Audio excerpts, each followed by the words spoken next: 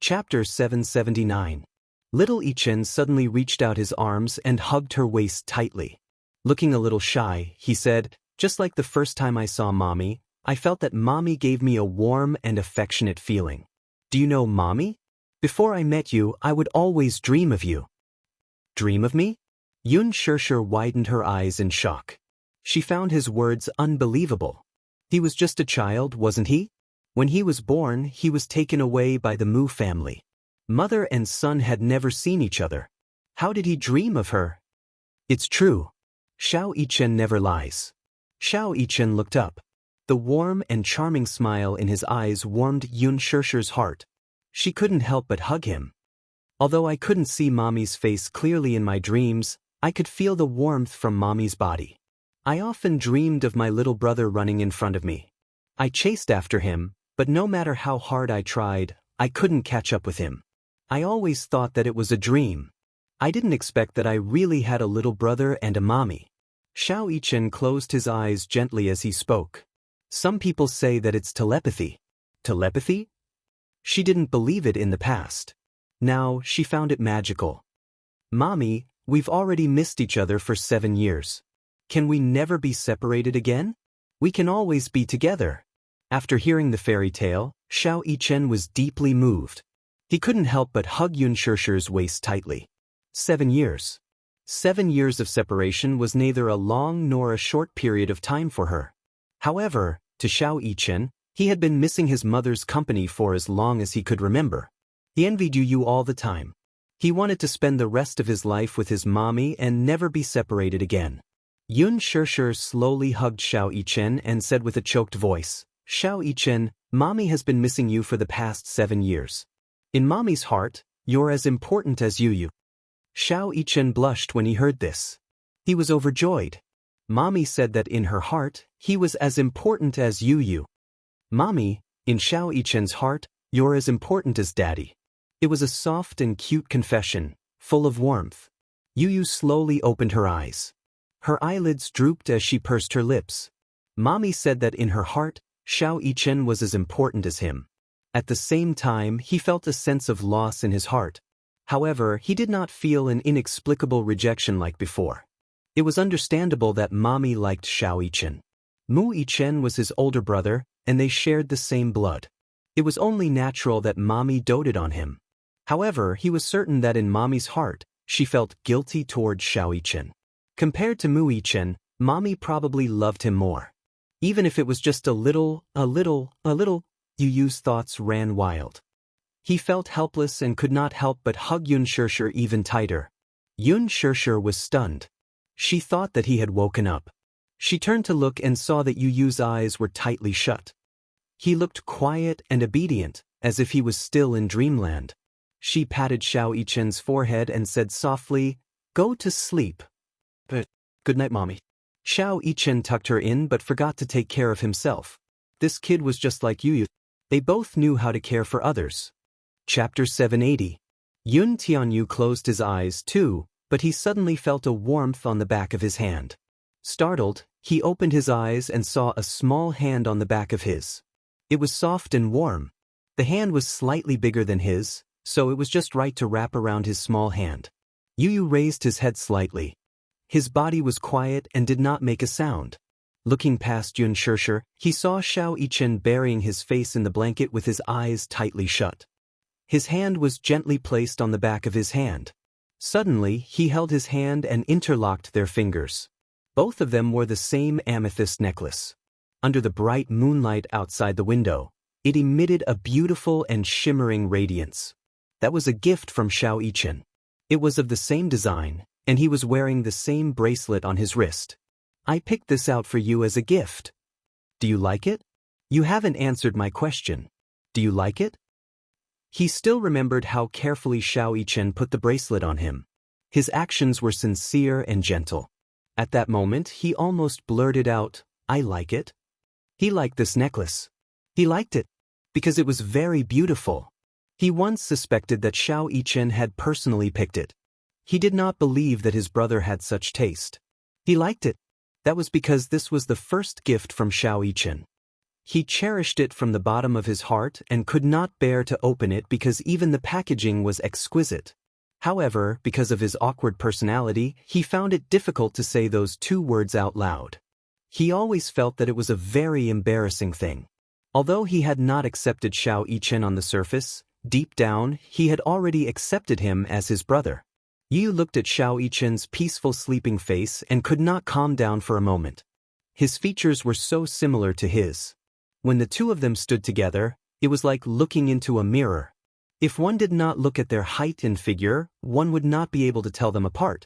The image of little Yichen chasing after him seemed to appear in his mind as he nervously asked, "Daddy, Mommy, do you think it's good for me to live with you in the same house?" A family of 4 living together, this was something he didn't even dare to think about in the past. He always felt that it was too much to hope for. Yu Yu's eyes flickered, and her gaze fell on the amethyst necklace in her hand. Her eyes reflected the purple luster, and her pink lips couldn't help but open. "I do." Yu subconsciously opened his mouth. When he realized that he had said those 2 words, he was shocked. He bit his lip hard, but he couldn't take back his words. He couldn't help but feel embarrassed. He nervously looked at Mu Yichen, only to see that the little fellow seemed to have fallen asleep and was not disturbed by his voice. Maybe he's asleep? So, she probably didn't hear what he said just now. Yu Yu's expression finally returned to normal, and he sighed softly. Sometimes, it was hard to say the truth. He always said things that didn't mean. Actually, he really liked Xiao Yichen's gift, but when he looked at his face, it was hard for him to say the word, like. Yu Yu lay down again and slowly closed his eyes. Drowsiness overwhelmed him, and he quickly fell asleep. However, on the other side, Xiao Yichen slowly opened his eyes. The corners of his mouth curved into a happy smile. Chapter 781. Early the next morning, Yu Yu was shrouded in a nightmare. His forehead was drenched in cold sweat. In his dream, he was surrounded by 2 walls. He could only feel a stifling pressure on him, making it hard for him to breathe. He tried his best to escape, but no matter how hard he tried, he could not escape.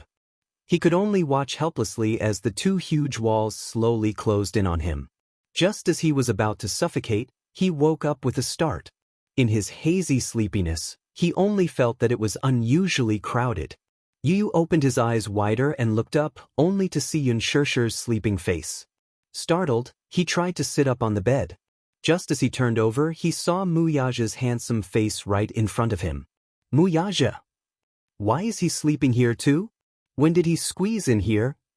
An inexplicable feeling rose in his heart. He wanted to sit up, but he felt a heavy weight pressing down on him. He immediately looked down and did not know what was pressing down on him. He did not know when Xiao Yichen had half his body on top of him and one of his legs was hanging on Mu Yaja's long legs. He struggled slightly and sat up. Only then did he get a clear view of the bed's layout. Mommy was hugging him, and Mu Yaja was hugging her.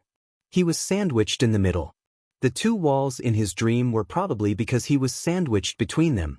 Yun Shishir's sleeping posture was more peaceful and well-behaved. The most restless one was none other than Xiao Yichen. Half of his body was on top of Yun Shishir's lower body and the other leg was hanging on her body. His sleeping posture could only be described as horrible. No wonder he felt that he could not breathe in his sleep. He only had nightmares with such a heavy guy on top of him. This guy. His sleeping posture was too unsightly. Yu pushed Xiao Yichen's head in dissatisfaction, only to see Xiao Yichen turn over. His whole body was on top of him, and one of his legs was on top of Mu Yaja's face. In his sleep, Mu Yaja pushed Xiao Yichen's leg away unhappily. Little Yichen's brows furrowed slightly as he unhappily placed his foot on it. Mu Yaja pushed it away again. Xiao Yichen put his leg up again. The father-son pair seemed to be in a standoff. Yu Yu rolled his eyes. It was still early in the morning, and he had not yet woken up. He had accumulated a bellyful of anger, yet he had nowhere to vent it. In a fit of anger, he grabbed Xiao Yichen's ear and twisted it. Ouch! Xiao Yichen woke up from the pain. He rolled on the bed and got up. He looked around for a while and saw Yu Yu's sleepy eyes filled with anger. What's wrong? Xiao Yichen rubbed his eyes and asked innocently. Look at you. How did you sleep?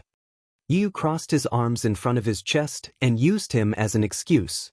Little Ichin lowered his head to take a look and was baffled. What's wrong? Didn't I sleep well?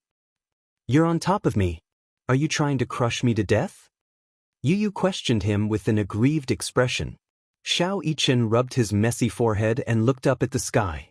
He pursed his lips and looked like he was about to cry. I didn't do it on purpose. You're so fierce. Also, I didn't put all my weight on you. Mu Ichin, do you always sleep in such a barbaric manner? Yu narrowed his eyes dangerously. How am I barbaric when I sleep? Chapter 782. No, I'm not. How is my sleeping posture barbaric? If this isn't barbaric, do you want to go to heaven? Yu exploded as he pinched his cheeks and ravaged them. Xiao Ichin had just woken up and was still in a daze. He did not react to Yu's ravaging of his cheeks and only wanted to sleep. Plop. Xiao Ichin collapsed on top of him. His whole body was on top of him. Yu's eyes widened in shock. He reached out to push him away, only to hear Xiao Ichin's face pressing against his as he mumbled sleepily, I'm so sleepy. Brother, let's sleep for a while more, okay? Get up. Woo-woo. I'm clearly not awake yet. Xiao Ichin acted coquettishly on top of him. Yu was pinned down by him and could not move. He did not even have the strength to struggle as he cried out aggrievedly, Mommy, mommy. Save me.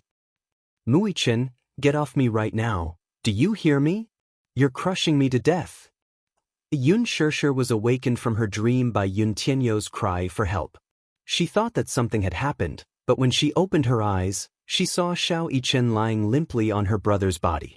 She did not know whether to laugh or cry. Mommy, save me. Mu Ichin is so heavy, I can't breathe with him on top of me, Yu whined coquettishly. His small, handsome face was on the verge of tears. Xiao Ichin, be good and get off your brother. Yun Shirshir went to carry Xiao Ichin as she coaxed him. Xiao Ichin shook his head unwillingly. No, I want to sleep with my brother. Yun Shirshir, Yun Tianyou angrily said, I'm ordering you to get off of me, I'm heavy. No, your body is so soft. It's so comfortable to sleep on your body. Mu Ichin, hurry up and come down. Shu, lower your voice. Don't wake the great demon king. What great demon king? Daddy is the great demon king. He has a very bad temper when he wakes up. If you wake him up, it will be very scary. Yun Tianyou, the short 3-day holiday ended very quickly. Mu Yaja took Yun Shirshir for a follow-up examination. The doctor said that her injuries had almost recovered, and it would be best if she recuperated for a few more days. Then, there would not be any major problems and there would not be any sequelae. The two little munchkins who were standing behind him heard the conversation. They looked at each other and finally calmed down. Yun Shirshir was naturally very happy that her injuries had recovered. She planned to rest for a few days before returning to the set to continue filming. After sending the two children home, Yun Shirshir planned to go to the supermarket to buy some daily necessities. Muizha was, of course, the one in charge of driving her. Yun Shirshir went to the supermarket to buy many daily necessities. While pushing the trolley, she compared the different styles of products in front of the display cabinets. Mu Yaja stood beside her. Seeing her focused look, he found it a little strange. What are you looking at? I'm looking at the price. I'll buy whichever is cheaper. Yun Shirshir was already used to comparing prices. Her salary was not high in the past, so she had to calculate everything carefully. Every time she returned to the supermarket, she would take a while to carefully compare the price-performance ratio before buying it. After returning home, she would carefully record it. Even though she no longer needed to live frugally, she still couldn't get rid of this habit. Which color do you like? Chapter 783. This is a black and white checkered one. He preferred simple colors and designs. He didn't like things with complicated patterns. Yun Shirshir made a mental note of it. In the car, Yun Shirshir sent Lin Fengtian a WeChat message to inform him. Not long after, perhaps because Lin Fengtian wasn't busy, he replied with a long reply. Sure. Where have you been these few days? You weren't at the hospital, and I couldn't get through to your phone. I originally brought the crew to the hospital to visit you, But the doctor said that you were discharged. You were discharged so early. Why don't you rest for a while? I went on a vacation to relax, Yun Shirshir replied with a smiley face. Lin Fenggan replied, "Oh, it's good to go out to relax. I was busy with the crew and couldn't visit you in time. I'm sorry." Director Lin, don't say that. You're a big director with a lot of work to do every day. You must be busy. She teased him mischievously. Lin Fengtian replied with a string of ellipses. Then he sent another message. Rest for a while. Welcome back to the crew. Okay, thank you. You still plan to return to the crew? Mu Yaja looked straight ahead and asked. Yun Shirshir nodded. They stopped at a traffic light. Mu Yaja suddenly turned to look at her and said, "I'll take care of you." Yun Shirshir didn't react for a moment and looked at him. However, when she came back to her senses and heard what he said, her expression changed. What do you mean? Literally. Mu Yaja looked at her deeply. Shirshir, I'll take care of you. So, don't act or work. Just stay by my side. Yun Shirshir stared at him in a daze. She couldn't react for a long time. She didn't know why, but generally speaking, when a man said this to a woman, most women would feel very happy. However, when she heard such words from Mu Yaja, for some reason she felt a little unhappy. Mu Yaja fixed his eyes on her, only to see her silent, handsome eyebrows slightly raised. What? Listening to what I said, you seem unhappy? The red light turned green, but Mu Yaja didn't react immediately. It wasn't until the irritable honking behind him alerted him that he turned his gaze to the front. He stepped on the accelerator and the car continued to move forward. The mottled shadows of the trees outside the window kept flashing by. The sun shone through the window, warming the room. Mu Yaja, are you willing to raise me? Yes. Mu Yaja's lips curled into a smile. He thought it was a happy thing to raise the woman he loved. Moreover, he had a magnificent empire of wealth. Did his woman need to go out to work and be looked down upon by others? When he thought of that day when Yan Bingqing had slapped her, his heart throbbed with pain. In his heart, blacklisting her was still letting her off lightly. This kind of woman, who dared to touch his woman, deserved to die. However, when he thought of her returning to the set, to the smoky entertainment industry, there would be a second Yan Bingqing, and a third Yan Bingqing. He was worried. He couldn't bear for her to be wronged, that was all. I'll take care of you. Mu Yaja controlled the steering wheel. So, you don't have to return to that set anymore. I don't want it, she replied blandly. Mu Yaja looked at her with surprise. But why did you say no? Chapter 784. What's so strange about it? I just feel that it's very strange. You don't let me work or film, so what do you want me to do? Be a housewife quietly at home, like most Japanese wives who only need to stay at home and quietly wait for their husband's return? You said that you're raising me, but I feel that I'm no different from a canary in a cage. She calmly stated her point of view, and every word of her point of view made Mu Yaja's heart flutter. The Mu family was a standard patriarchal family. Perhaps some views were deeply ingrained in his heart, but Yun Shirshir would ruthlessly break these ideas every time. Women needed to work. Women needed to be financially independent. Women couldn't rely on men all the time. She was indeed different from other women. Take the entertainment industry, for example.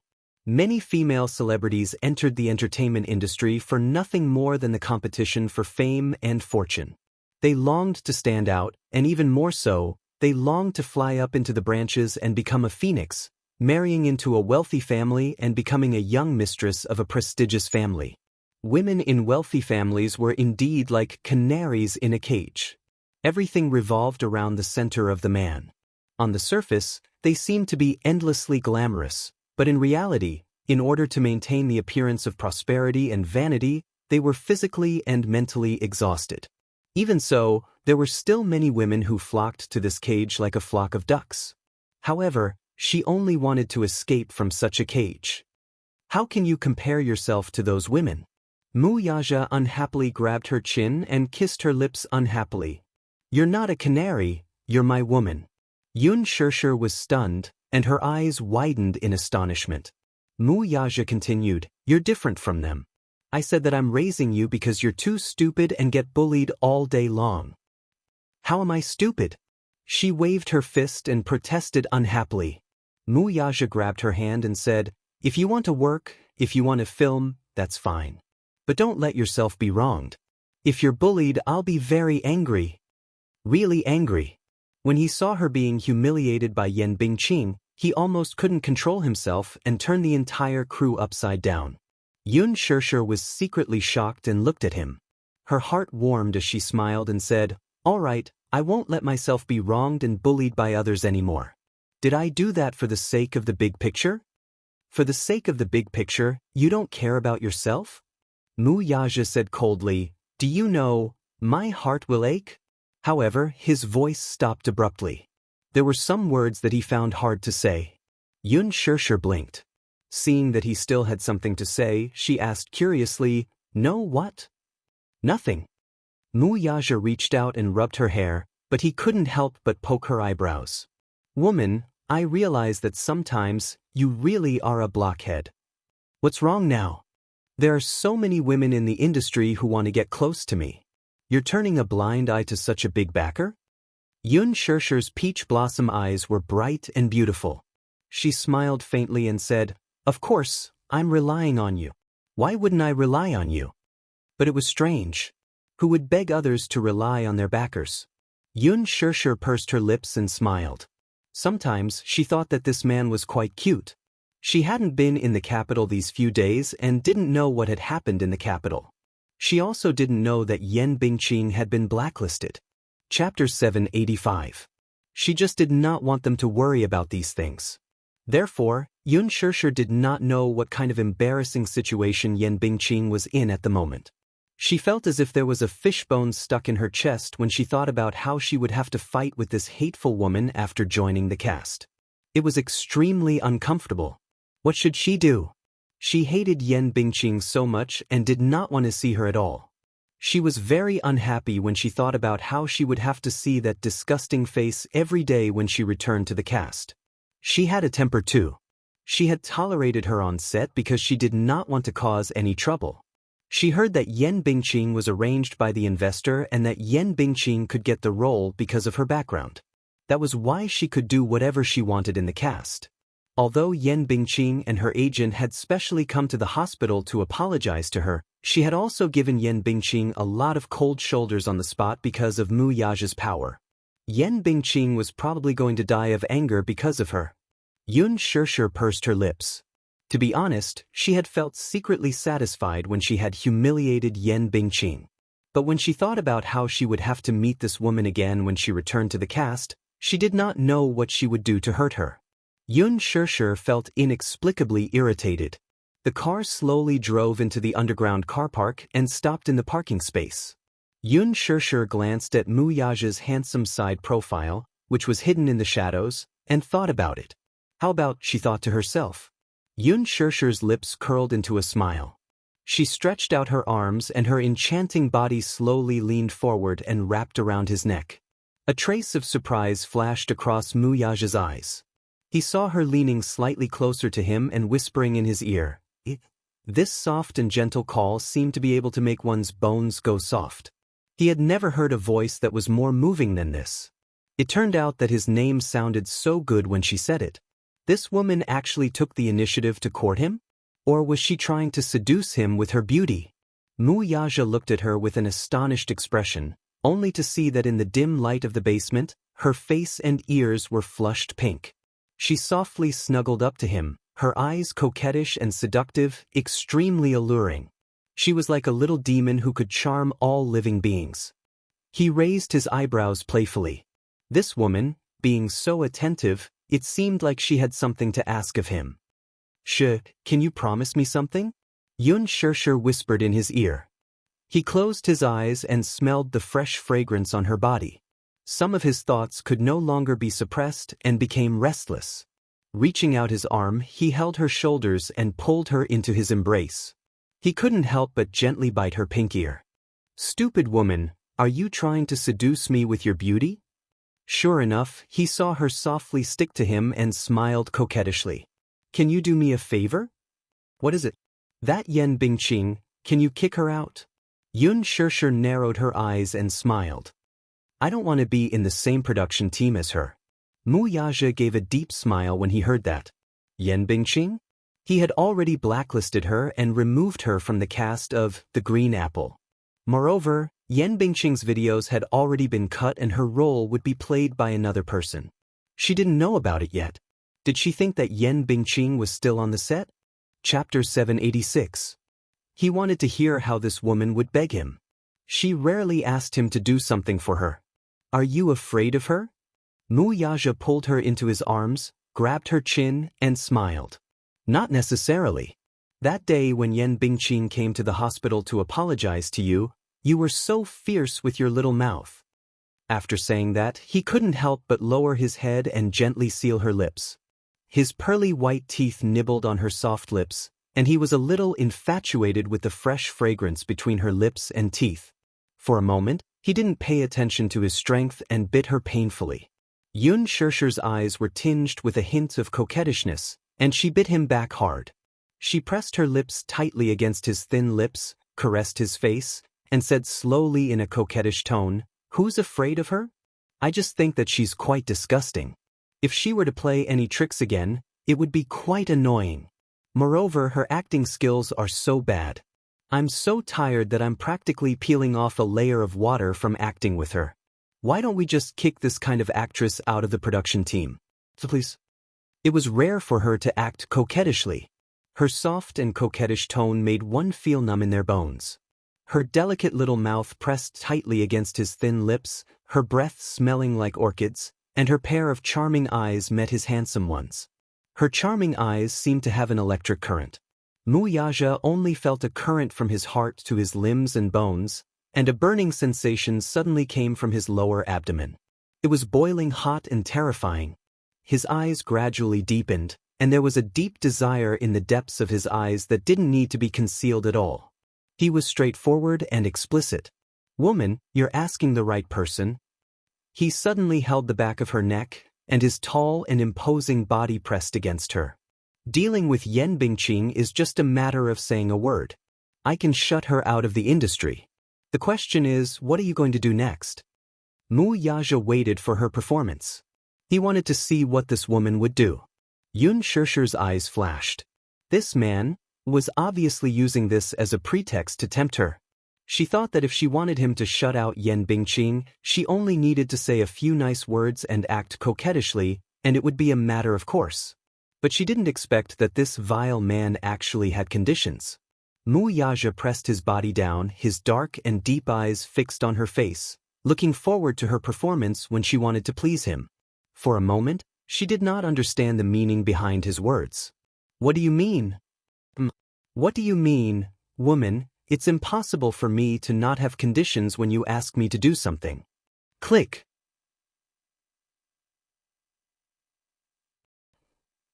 Two.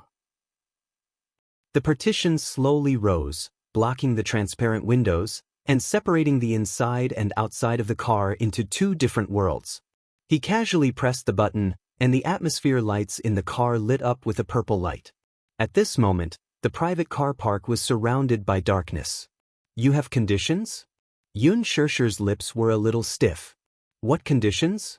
He slowly attached himself to her ear, and his sexy and charming voice whispered in her ear, "Woman, please me, Chapter 787. At this moment, Mu Yaja was like a strategist. In fact, when it came to relationships, the man was usually the one who took the initiative. Yun Shirshir, in particular, was the passive party most of the time. He wanted to see how she would perform if she were to take the initiative in this matter. Yun Shirshir pursed her lips, feeling like retreating a little. Mu Yaja glanced at the flickering light in her eyes and teased, "Why? You don't dare? What's there to be afraid of?" Yun Shirshir refused to admit her mistake. "I just don't know how to. I'll teach you." With that, Mu Yaja bent his head and kissed her. The moment he kissed her, she was still as delicious and tempting as before. The tip of his tongue kept rubbing against her lips, infatuated with the sweet taste between her lips and teeth. However, no matter how much he kissed, he could not get enough of it. Her little mouth was like the most addictive poison in the world, and he wanted more after tasting it. During their vacation on the island, with Yun Tianyo's interference, he did not have the chance to be intimate with her.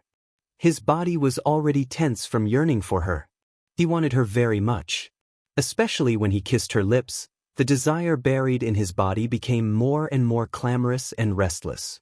Hugging her, his arms slowly slid down to her waist and gently kneaded her soft waist. It was so small that he could hold it in his hand. She was thin and petite. Yun Shirshir nestled in his spacious embrace and knew how to respond. The dark desire in her body was also aroused by him and rippled like a river of spring water. Suddenly, he stopped the kiss and looked up at her with a meaningful gaze. Yun Shirshir, who was originally immersed in the endless tenderness of the kiss, stopped abruptly. "Have you learned it?" he asked in a low voice. Yun Shirshir pursed her lips and said somewhat mockingly, "Your kissing skills are average." "Average?" Mu Yaja's eyes revealed a dangerous look. "Are you saying that my kissing skills are average? Don't tell me that you've never kissed any woman before me?" Yun Shirshir asked with a sly look in her eyes. Mu Yaja glanced at her but did not say anything. This stupid woman.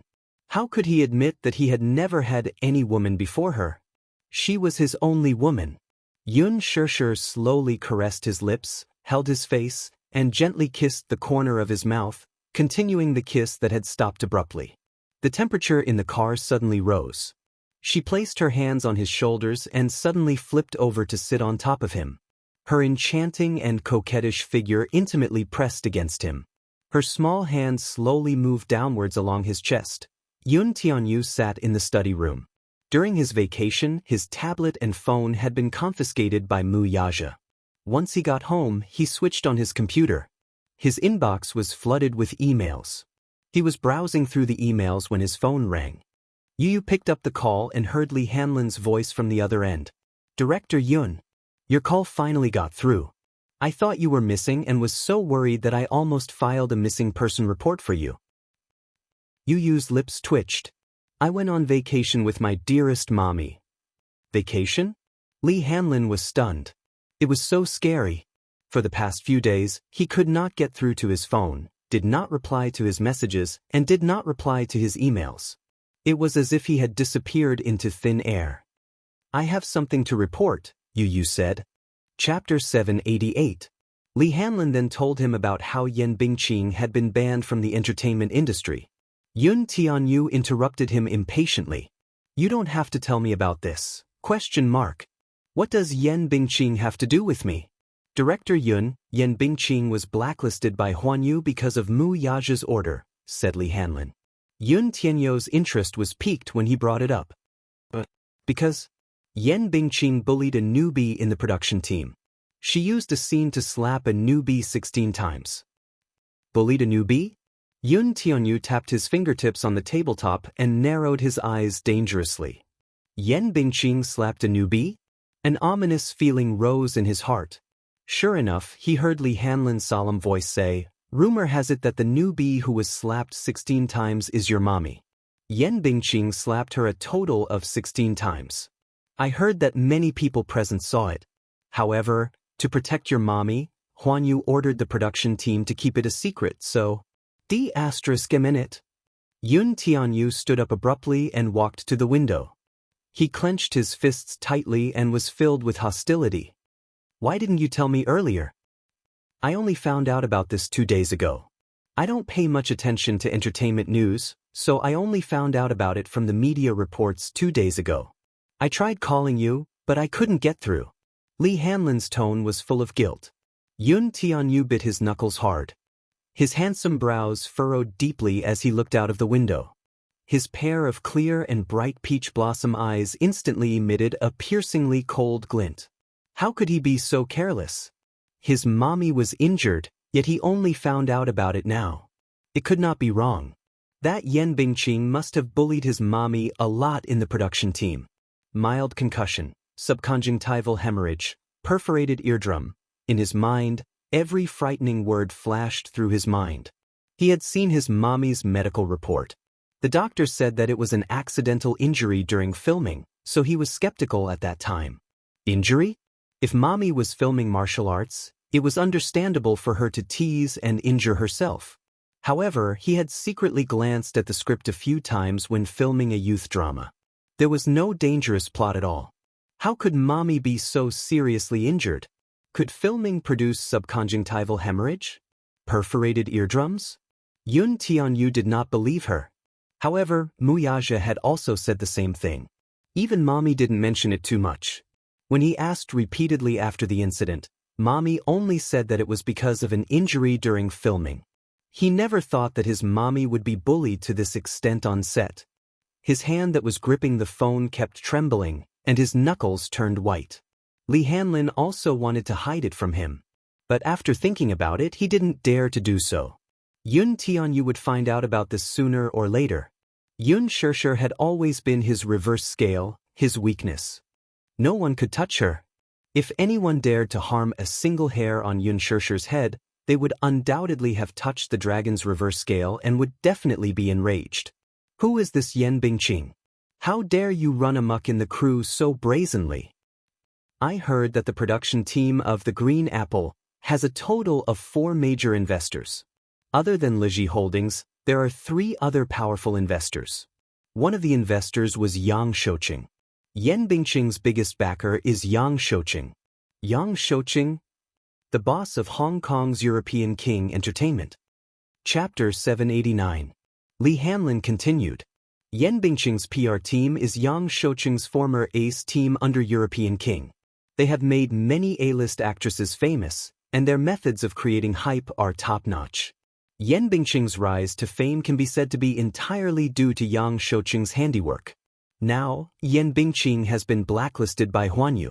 At least in the domestic market, Yen Bingqing has no way to make a comeback. Yu frowned. I don't care if she's blacklisted or not. If you dare to touch a strand of my mommy's hair, I won't let you off. After hanging up, Xiao Yichen suddenly pushed open the door to the study room with a murderous look. He originally wanted to enter the study room, but as he stood at the door, he heard the conversation between Yoon Tae-yu and Lee Hanlin. He held his breath and was furious when he learned that his mommy had been slapped by someone on set. Yoon Tae-yu turned around and was shocked to see him. Why didn't you knock before entering my room? I was just outside the door, so I heard everything. Xiao Yichen's face turned cold. Mommy was bullied on set? Yoon Tae-yu turned around and coldly said, You don't have to care about this. But I'll handle this. But someone bullied my mommy. I want to avenge her. Xiao Yichen clenched his fists. Didn't you hear me? You don't have to care about this. Yoon Tae-yu's lips formed a cold and arrogant line as he coldly retorted. At this moment, his face no longer had the dazzling smile he had displayed in front of Yoon Shurshur. Instead, it was cold and unfamiliar. His cold and stern expression made it seem as if his flesh and bones were made of ice and snow. It was frightening. Xiao Yichen was startled. His face turned cold in an instant, and the curve of his lips froze. That's my mommy. My mommy was bullied. I'm sad to. Why don't you let me care about this? Yoon Tae-yu frowned and turned around. Just as he was about to flare up, he caught sight of Xiao Yichen's determined expression. Glancing at his flushed face, the words that were about to escape his lips froze in his throat. I can tell you, but you have to keep this a secret from mommy. Xiao Yichen nodded. Yoon Shurshur had just returned home and put the daily necessities she had bought in the storeroom. She called out loudly, You, Xiao Yichen? Not long after, the 2 little lads pounced on her with bright smiles on their faces, each occupying half of her arms. Yoon Shurshur hugged the 2 glutinous rice balls tightly. Mommy, you're back. Mommy, you kiss. The 2 little balls fought to be the first to kiss Yoon Shurshur's cheeks, ignoring Muyaja who was behind them, as if he was air. Muyaja deeply felt that he was being ignored. Yu suddenly asked suspiciously, Mommy, why are you back so late? Yoon Shurshur's face revealed a hint of awkwardness. She subconsciously avoided his suspicious gaze and explained, Mommy went to the supermarket to buy some things. But you've been out for 4 hours. Yu narrowed his eyes, which were full of suspicion.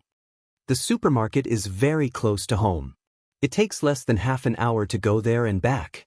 It won't take 4 hours at all. Yun Shirshir's face broke out in cold sweat. She was somewhat speechless. Did Mommy secretly do something behind my back? As Yu spoke, he glanced warily at Mu Yaja behind him. His intuition was so sharp that it made Yun Shirshir blush with shame. This little guy, did he have to be so sensitive? Chapter 790. Yu, Mommy will cook dinner for you guys today, okay? Yun Shirshir smilingly interrupted him to avoid this dangerous topic. Her suggestion was met with Yu's heartless rejection. Mommy, you've just recovered from your injury, so don't go to the kitchen. Besides, the food you cook isn't as good as mine. Every time you finish cooking, the kitchen will be a mess, as if after a war. It's very tiring for me to clean up. Mu Yaja could not help glancing at her when he heard this. Yun Shirshir blushed a little at his ridicule, and the corner of her lips twitched violently.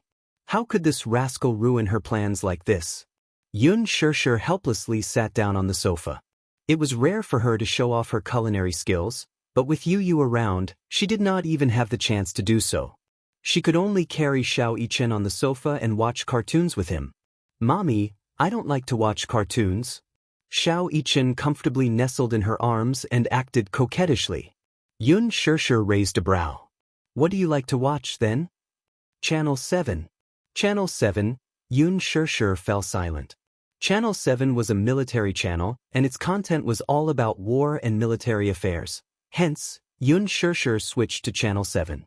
In the kitchen, there were flashes of knives and swords. When Mu Yaja entered the kitchen, he saw Yun Tianyou's back, who was earnestly washing the dishes. Sensing his footsteps, Yun Tianyou turned to look at him from the corner of his eyes and suddenly asked, Daddy, what do you like to eat? Hm? Mu Yaja raised a brow in surprise. When he realized that this daddy really came from the little guy's mouth, he was slightly stunned. This was the first time this little guy had taken the initiative to call him daddy. In the past, when the little guy called him daddy, he would either coerce or force him to do so unwillingly. Today, this was the first time he had taken the initiative to call him that. Mu Yaja's heart warmed, and he couldn't come back to his senses for a moment. Yun Tianyou furrowed his brows and blurted out, Daddy, why aren't you saying anything? Is he suffering from Alzheimer's? Mu Yaja's face instantly darkened. This guy was not cute at all. She felt touched just now. Mu Yaja couldn't help but reach out to rub his hair. Yun Tianyou did not evade him. Instead, he quietly let him ravage his hair like a docile kitten. Mu Yaja was even more surprised. In the past, Yu was extremely repulsed by his intimate actions. If someone touched him, even if it was just a strand of his hair, he would avoid it like the plague. He wouldn't let anyone touch him at all. Mu Yaja was puzzled. Was this child possessed? Today, he was unexpectedly docile and cute. He was not like before, when he would bare his fangs and brandish his claws at him like a kitten whose territory was threatened. Mu Yaja tentatively pinched his cheeks again. They were sticky, soft, and chubby. The flesh on his face was as tender as tofu. It felt good to the touch. Yu did not resist at all. Instead, he let him ravage his cheeks, but his hands did not stop moving. He quietly washed the vegetables, smoothed them out, and placed them on the chopping board. Just as he picked up the kitchen knife, a pair of strong arms slowly encircled his waist. His heart skipped a beat. From the corner of his eye, he looked back and saw Mu Yaja embracing him from behind as if he were hugging a teddy bear. His embrace was so warm and spacious. Chapter 791. He could even clearly feel the man's toned muscles. Those handsome lines were strong and masculine. Yu's hand movements suddenly slowed down. He suddenly remembered that in the past, when kindergarten classes were over, many of his classmates' fathers would wait outside the door early. He would always watch those children fly into their father's arms. He enviously fantasized that such strong chests should be a very warm world, right? Fatherly love was what he yearned for the most since he was young. He would always fantasize about how good it would be if he had a father. However, when a strange man really wanted to intrude into their home, he was extremely resistant and unwilling to accept it. Still, so what if he resisted? His mommy liked this man. During these few days of vacation, even though he repeatedly tried to obstruct her, He could tell that his mommy liked this man. She probably liked him a lot, right? He had never seen his mommy show such a shy and adorable expression in front of other men. Since this was the man his mommy liked, what reason did he have to reject him? He had previously told Yun Shirshir that he would unconditionally approve of whatever she chose and approved of. Hence, he no longer resisted Mu Yaja like before. This man might really be the man who could accompany his mommy for the rest of her life. Since that was the case, accepting it calmly was the greatest respect he could give her. Even though his possessiveness was causing trouble, he still felt uneasy. He was worried that this father-son pair would invade his mommy's heart. He was no longer as important as he used to be. Yu bit his lower lip. When he came back to his senses, he suddenly felt a hand touching his body. It touched his wrist and then his butt. Unable to tolerate it, he turned around and asked, "What are you doing?" Mu Yaja slapped his butt and muttered to himself, "Baby, why are you so skinny? You're even slimmer than Xiao Yichen." Yu said, "Can you not compare me to that inhuman?" Xiao Yichen's physique was shockingly good. When Mu Yaja first threw him into the special forces, he thought that the little guy would come running back crying. However, less than a month later, the head of the special forces called and said that the young master had adapted well in the training camp. He was young, but his physique was very strong. On the other hand, Yu's physique was very weak. He had touched the boy's frame earlier. The boy's frame was slim and slender, just like a pretty boy's. His arms, especially, were more than enough for him to wrap around the boy's arms with 2 fingers and still have room to spare. Yu took a rag and slowly wiped the kitchen knife. She said indifferently, "I accepted you, but it doesn't mean that I like you. I accepted you because I will accept any man that mommy recognizes unconditionally." Mu Yaja was startled. His gaze fell on the side of his beautiful and exquisite face, only to see his drooping eyelashes, which were like the feathers of a black phoenix, fluttering like the wings of a butterfly. "Don't you like me?" Mu Yaja could not help pinching his tender cheeks. "Is the answer important whether I like you or not?" Yu raised a brow and retorted, "How is it not important? Of course, it was important. He was his son. Of course, he cared about his feelings." Chapter 792. I'm just a passerby in your lives. Most of the time, the warmth that mommy needs is not something that I can give her. Only you can give it to her. Mommy likes you, so I accept you. But that doesn't mean that I approve of you. Mu Yaja was stunned. Yu continued, "I've always doted on mommy. I can't bear to make her sad. So, you're not allowed to bully her. Even if you make her feel wronged, don't let me know. Because even if mommy forgives you, I won't." Mu Yaja could not help but feel that this son of his was really interesting and adorable to say such things. "You're not allowed to let my mommy down." A pair of beautiful eyes filled with menace. To be honest, it was not appropriate to describe him as a mother-protective demon. His son was a true mother-protective demon. Yu continued, "Since you've provoked my mommy, you'll have to provoke her forever. Don't make mommy sad. She's actually not as stubborn as she looks. She has a fragile heart that will break at the slightest touch. If you dare to make her sad, don't blame me for being ruthless." There was no doubt about it. If he dared to make his mommy sad, he would blow up the headquarters of Dishing Financial Group in the next second. This son of his was only gentle in front of his mommy, but he was really cold and rough to others. Mu Yaja suddenly caressed Yu's cheek.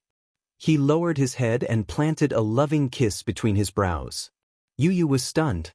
His eyes widened as he stared at him in disbelief. The next second, his tender cheeks flushed with shyness. Yu curled his lips, but the next moment his face fell. He awkwardly reached out his hand and rubbed the spot where Mu Yaja had kissed with disdain. Although his face was full of disdain, his heart was beating wildly. He was nervous and shy. Yu looked up and glared at him shyly. His pink lips were tightly pursed, but his eyes could not hide his yearning for intimacy with him. What a proud boy! How could his darling's personality be so awkward? Sometimes she was quite cute. He reached out and ruffled Yu's hair as he said, "Thank you. Thank you for having such a well-behaved son who had protected her from the beginning to the end for 7 years." "For what?" Thank you for always protecting mommy. This is what I should do. There's no need to thank me. Yu scoffed. Oh yeah, what do you like to eat? I'll cook it for you. You're willing to cook for me? Yu blushed and said coldly, Why? Can't I? I like everything you cook, Mu Yaja said honestly. In fact, he was extremely picky. However, as long as it was something his son made for him, he would like it. Yu pursed her lips and pondered for a moment. All right, I'll make sweet and sour pork for you. But Mu Yaja turned around and bumped into Yun Shishir and Xiao Yichen, who were eavesdropping on their conversation at the door. The father and son's lips twitched.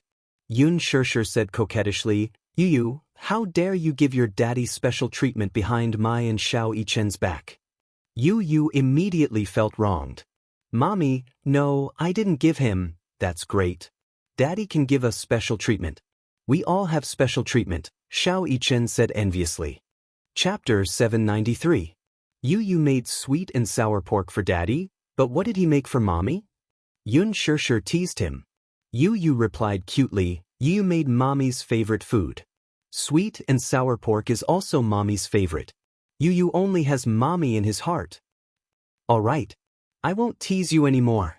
Yun Shishir did not know whether to laugh or cry. Her precious son was so adorable. Looking at Yun Shishir's charming smile, Yun Tianyo's heart was filled with contentment. He knew clearly that his mommy was teasing him on purpose. That was because his mommy loved his innocence the most. He unreservedly displayed the side of him that his mommy loved the most. Even if he did not hesitate to act cute. The dim lights on the quiet street made it seem even more deserted. The night gradually turned chilly, and the evening wind blew a chill. Yan Bingqing could not help shrinking her body and quickening her pace. Returning home late from the studio, Yan Bingqing looked dejected as she paced back and forth on the street corner. In the past, when she was alone on the streets, she wished she could be fully armed, wearing sunglasses and a hat, for fear that the paparazzi would tail her and take photos. Now, however, no matter how gorgeously dressed she was, the paparazzi would no longer tail her. Huan Yu's ban was thorough. In the first few days, her scandals were all over the internet. Her unbearable past was exposed to the public. Adultery, abortion, drug addiction, corrupt private life, and being a kept woman, these unsightly scandals were displayed one by one in front of everyone. Her reputation took a nosedive. This was the entertainment industry. When you were promoted, you were a high and mighty queen with limitless glory. When you were stepped on, you became a drowning dog that everyone despised. Everyone stepped on you, and each step was more heartless than the last. In the past, when she appeared in the headlines, her makeup was exquisite and her beauty was stunning. Now, however, when the media published her photos, she was haggard, disheveled, and down and out. Following that, Huan Yu issued an order to prohibit any media from reporting anything related to her. As long as there were rumors about her on the internet, they would be quickly deleted. News about her vanished without a trace on the vast internet, and there was no longer any exposure for her. This was Huan Yu's method, ruthless and thorough. She had thoroughly experienced Mu Yaja's ruthlessness. Yan Bingqing laughed mockingly. She suddenly felt that she was so pitiful. She had offended Mu Yaja, but she didn't even have a chance to struggle. But that wasn't the most terrifying part. What was even more frightening was that, in addition to the mainland, Hong Kong, and overseas, all the advertising endorsements, movie contracts, and resources that she had racked her brains to obtain, those originally loyal fans, had all left her. Regarding her, there was only a sea of criticism on the internet. It wasn't as if she hadn't experienced a low point since her debut. But for so many years, she had exhausted all means to achieve fame and fortune. She was almost unscrupulous. It wasn't easy for her to be crowned as Huan Yu's big sister. Flowers, applause, fame, money, everything she had was now gone. What she faced was only indifference, suspicion, and slander. Behind her back, there were so many people who were pointing fingers and pointing fingers. The most frightening thing was that it was impossible for her to even find a normal job. Even all her assets in the bank were frozen. Overnight, her hundreds of millions of assets evaporated, leaving her with nothing. Chapter 794. Suddenly, she heard the sound of a car's horn behind her. She turned around and saw a black car following closely behind her. She suddenly had an ominous premonition and quickened her pace. The headlights suddenly turned on, illuminating the road in front of her. Yan Bingqing was stunned, and the shadow under her feet elongated. She turned around in a panic, but because the lights were too bright, she couldn't see who it was. The car slowly approached her.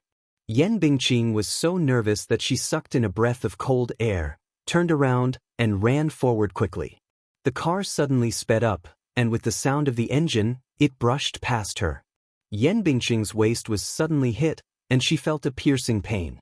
She was caught off guard and fell to the ground, a layer of skin scraped off her wrist. With a screeching sound of brakes, the car made a sharp U-turn. Yan Bingqing bent her body in a sorry state. Panting heavily, she turned around and saw the car stop by the roadside. Two men in black got out of the car, and with a murderous aura, they approached her dangerously. You guys, who are you? Yan Bingqing looked at them warily.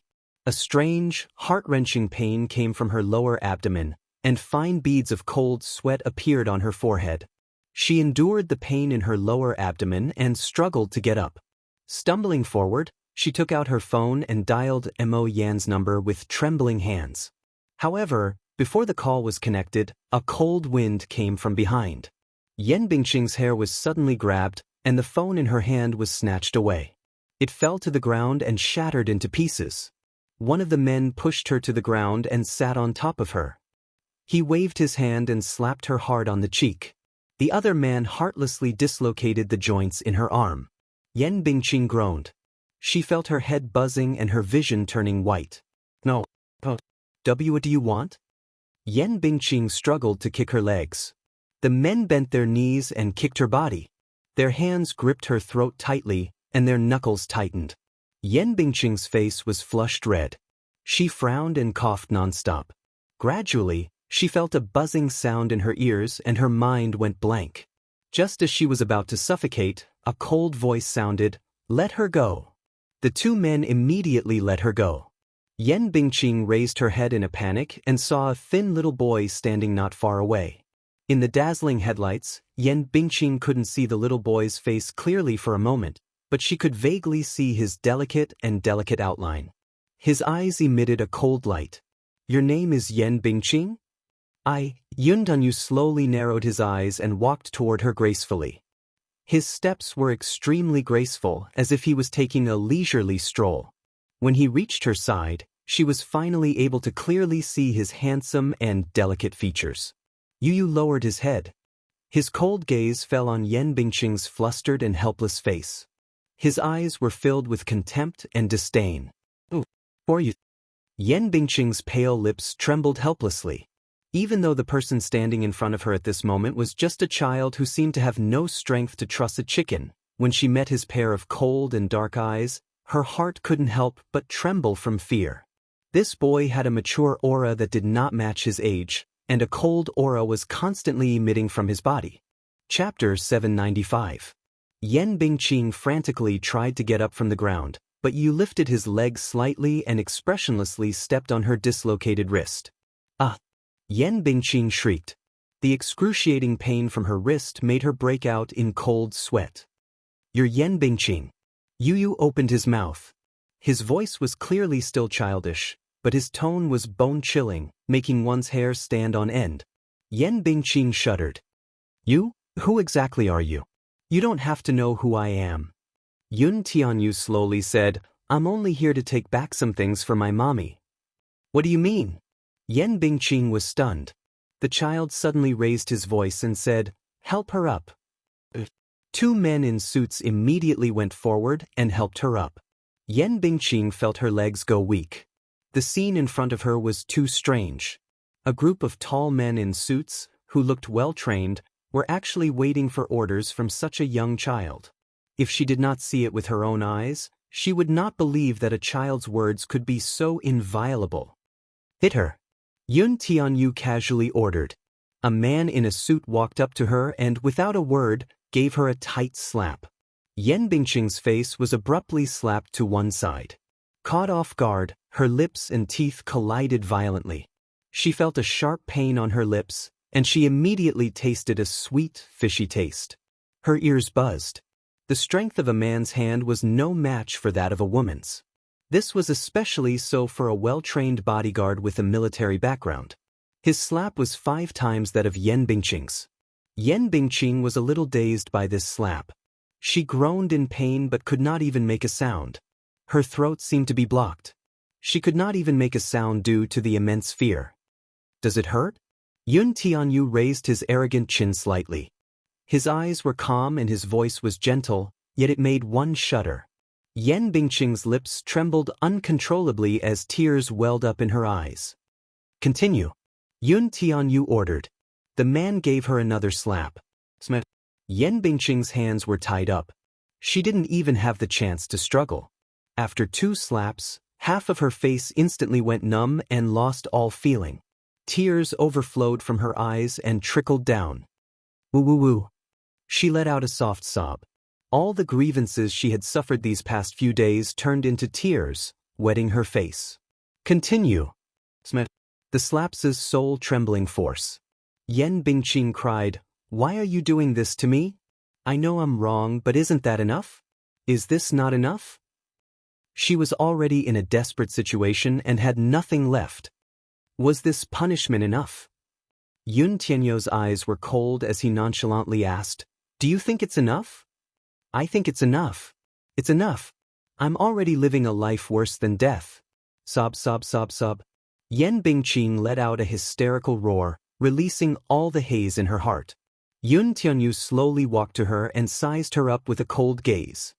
"I'm not the one who banned you. I'm only here to take back what you owe my mommy." Yan Bingqing was stunned. A total of 16 slaps. Not one less. "Your mommy?" Yan Bingqing pondered for a moment. Her eyes widened in shock. Chapter 796. In the middle of the night, Mo Yen suddenly received a call from Yan Bingqing. When he saw the caller ID on the screen, he felt inexplicably irritated. He did not know what she was up to this time. Recently, because of Yan Bingqing, half of his hair had turned white. Now that Yan Bingqing was ruined, his career was also ruined. His interests were tied to Yan Bingqing's. They were bound together for good or ill. Now that Yan Bingqing had fallen, he was also banned by Huanyu. It was completely over. It was when he had a splitting headache. Just as he was about to sleep, he was woken up by her call. Full of anger, he picked up the call. Just as he was about to flare up, he heard Yan Bingqing's painful voice from the other end. "Yen, save me." Yen sat up in bed in shock. "What's wrong?" "Yen, I think I have a miscarriage." He was so shocked that he was suffocating. He hurriedly hailed a taxi. When he arrived, he saw Yan Bingqing lying weakly in the flower bed. Her lower body was stained with blood, and her blood-stained hand was holding her phone tightly. Her face was lifeless, like a withered flower. Mo Yen walked to her side and looked at her blood-stained skirt in shock. His eyes were full of shock and helplessness. "Bingqing, what's wrong?" When Mo Yan's gaze landed on her face, he was shocked again. Yan Bingqing's face was swollen from the slap. There was a bloody cut at the corner of her lips, and blood kept oozing out. It was extremely horrifying. He had never seen Yan Bingqing in such a sorry state. Her originally stunning face was no longer lively, and she looked sickly and pale. "Your face was hit by someone?" "It hurts. My stomach hurts." Yan Bingqing held her stomach and said in a broken voice, "Send me to the hospital." I think I have a miscarriage." "Miscarriage? You're pregnant." Mo Yan's eyes widened in shock, but he did not have time to care so much. He picked her up horizontally and ran to the side of the road. Yan Bingqing said with a pale face, "I don't know. I'm pregnant, but I haven't come for 3 months. I might be pregnant." "Pregnant? Yan Bingqing, you're really—" Mo Yen was so angry that he was speechless. Didn't he tell her to take precautions? Why was she pregnant at such a critical moment? The problem was she had so many men, and she had to deal with 3 of them. Did she know who the father of this child was? "Mo, what should I do? Now that I'm like this, I might as well just die." Yan Bingqing was completely disheartened. Her current appearance made her wish she was dead. Her hatred for Yun Shishir had seeped deep into her bones. If she could, she wanted to perish together with her. Mo Yen, what should I do? What should I do? Shut up. Mo Yen said irritably, it's fine if you humiliate yourself, but you even implicated me. Yen Bingqing, who can you blame for being in this state? Didn't I warn you not to be too ostentatious in the entertainment industry and to be careful with your words and actions? But you offended people everywhere, and you even offended Mu Yaja. What do you want me to do? Yen Bingqing sobbed, breaking down and crying. She was in a sorry state. Mo Yen hailed a taxi and hurriedly carried her into it. Chapter 797. Why is it covered in blood? Let's get this straight. If you dirty the back seat, you'll have to pay for the car wash. Mo Yen said angrily, you'll get what you deserve. Go to the hospital first. Your life is more important. It's the middle of the night. How unlucky to have picked you two up. The driver muttered unhappily. If not for the fact that he would be reported for refusing to pick them up, he would have chased them out of the car. He was unlucky. Mo Yen was so angry that his face turned green. Now that they were in dire straits, even a lowly driver dared to look down on them. The taxi dropped them off at the hospital. Mo Yen threw a 100 yuan note and hurriedly carried Yen Bingqing to the emergency room. Yen Bingqing had already fainted. The doctor also recognized Yen Bingqing and did a simple checkup for her. With a cold face, he said, the patient has miscarried and the child can't be saved. She needs a curettage operation. Are you her family member?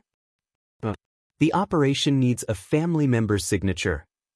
Her family members are not in the capital. How can they sign it? Let me do it. Mo Yen signed. Before entering the emergency room, Yen Bingqing suddenly woke up. She found out from Mo Yen that she was indeed pregnant, but the child could not be kept and needed a curettage operation. She immediately grabbed his clothes tightly. Mo Yen was stunned and asked unhappily, what's wrong now, my dear lady? Call Yang Shouqing and tell him that I'm pregnant with his child. Yen Bingqing said word by word. Mo Yen was shocked. His mind turned 1,000 times, but he quickly understood the meaning of her words and immediately called Yang Shouqing. Yang Shouqing was negotiating a business deal at a private club when he received Mo Yan's call.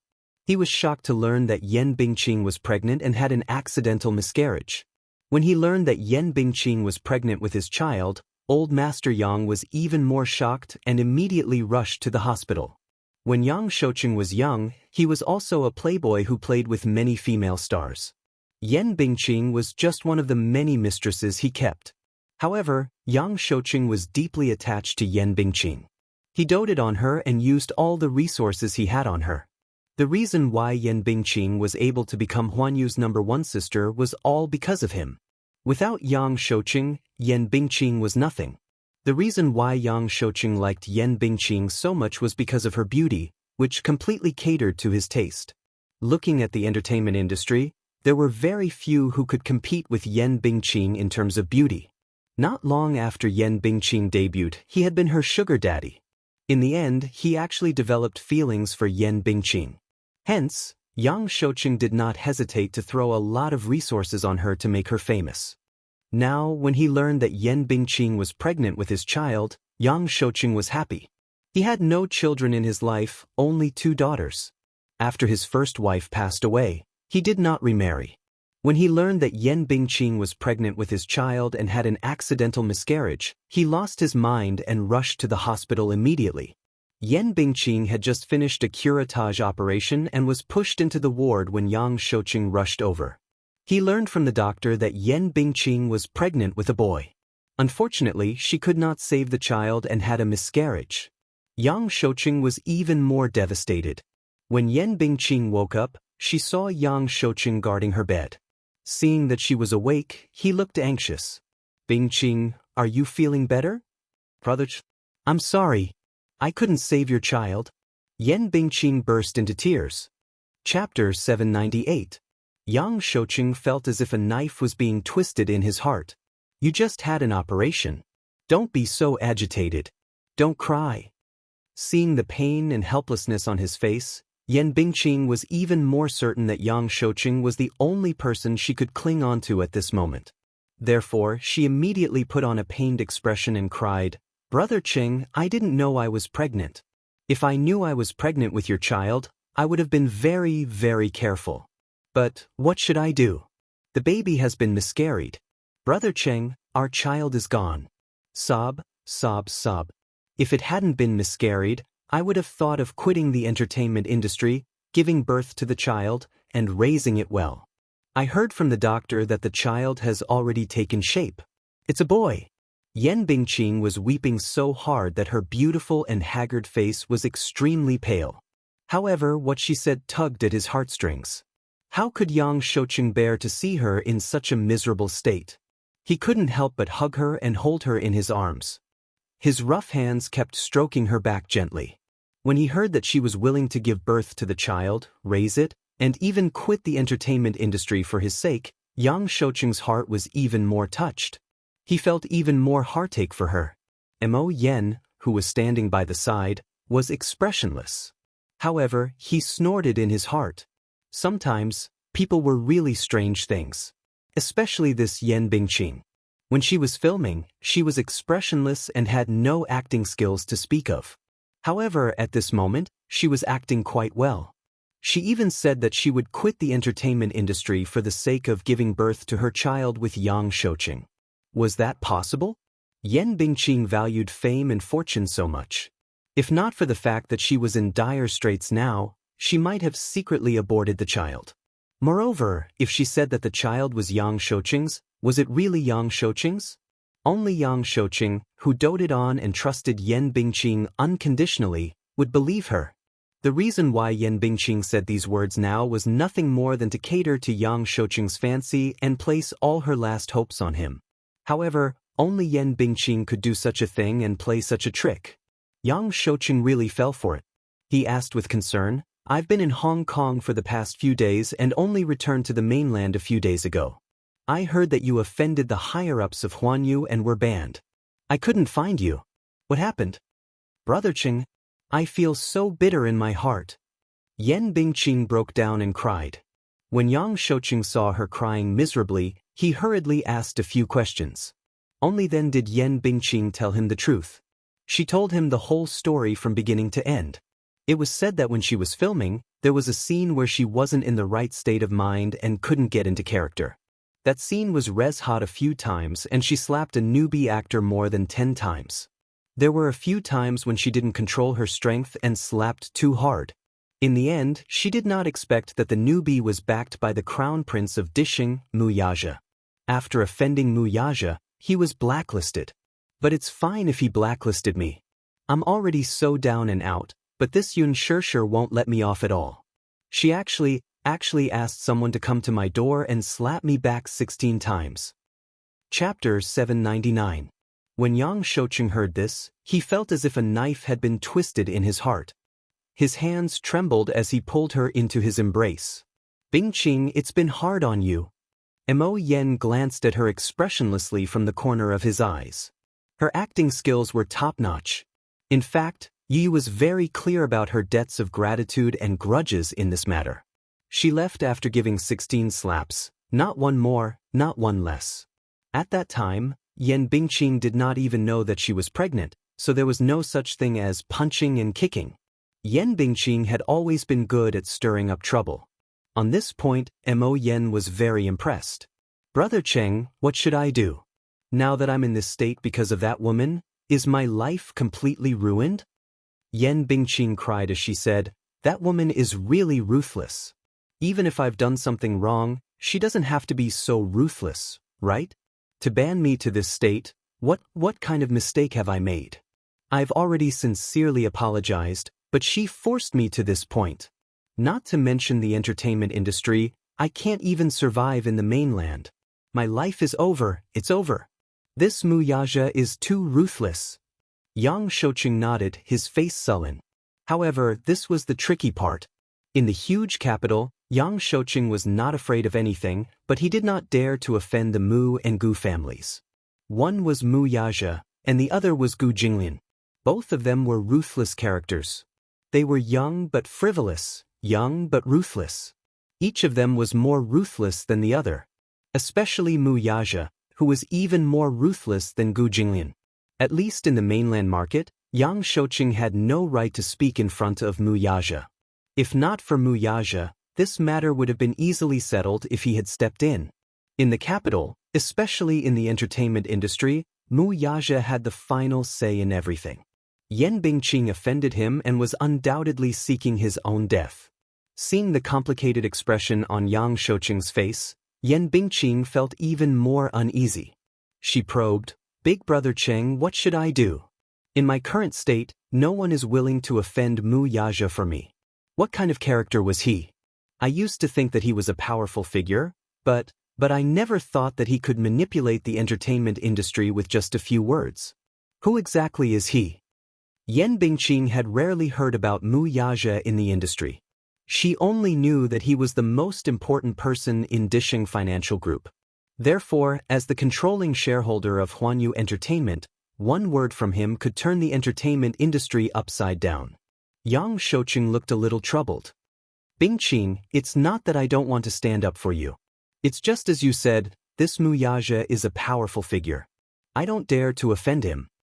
Hearing what he said, Yan Bingqing's heart thumped. Then her face turned ashen and she fell into endless despair. If even Yang Shouqing did not dare to offend him, he must be really powerful. "Big Brother Cheng, if even you say that, I'm really done for." Chapter 800. "Brother Yang, all my overseas movie contracts have been cancelled," Yan Bingqing said sadly. Yang Shouqing was slightly surprised. "What happened?" "This matter has spread overseas. I heard that several international brands have good relations with Huanyu. The few movies that I signed contracts with before were all resources that Huanyu had fought for. Although they were only supporting roles, they could be plated with a layer of gold in Hollywood and solidify my position. But after this incident, those movie contracts have been cancelled." "Is that so?" Yang Shouqing muttered to himself for a while and said slowly, "Those are Huanyu's resources. You've offended Huanyu, so those movies are cancelled. I still have some resources that I can fight for you. There's a movie that's going to start shooting in Hollywood next year. I'll help you contact people and arrange for it."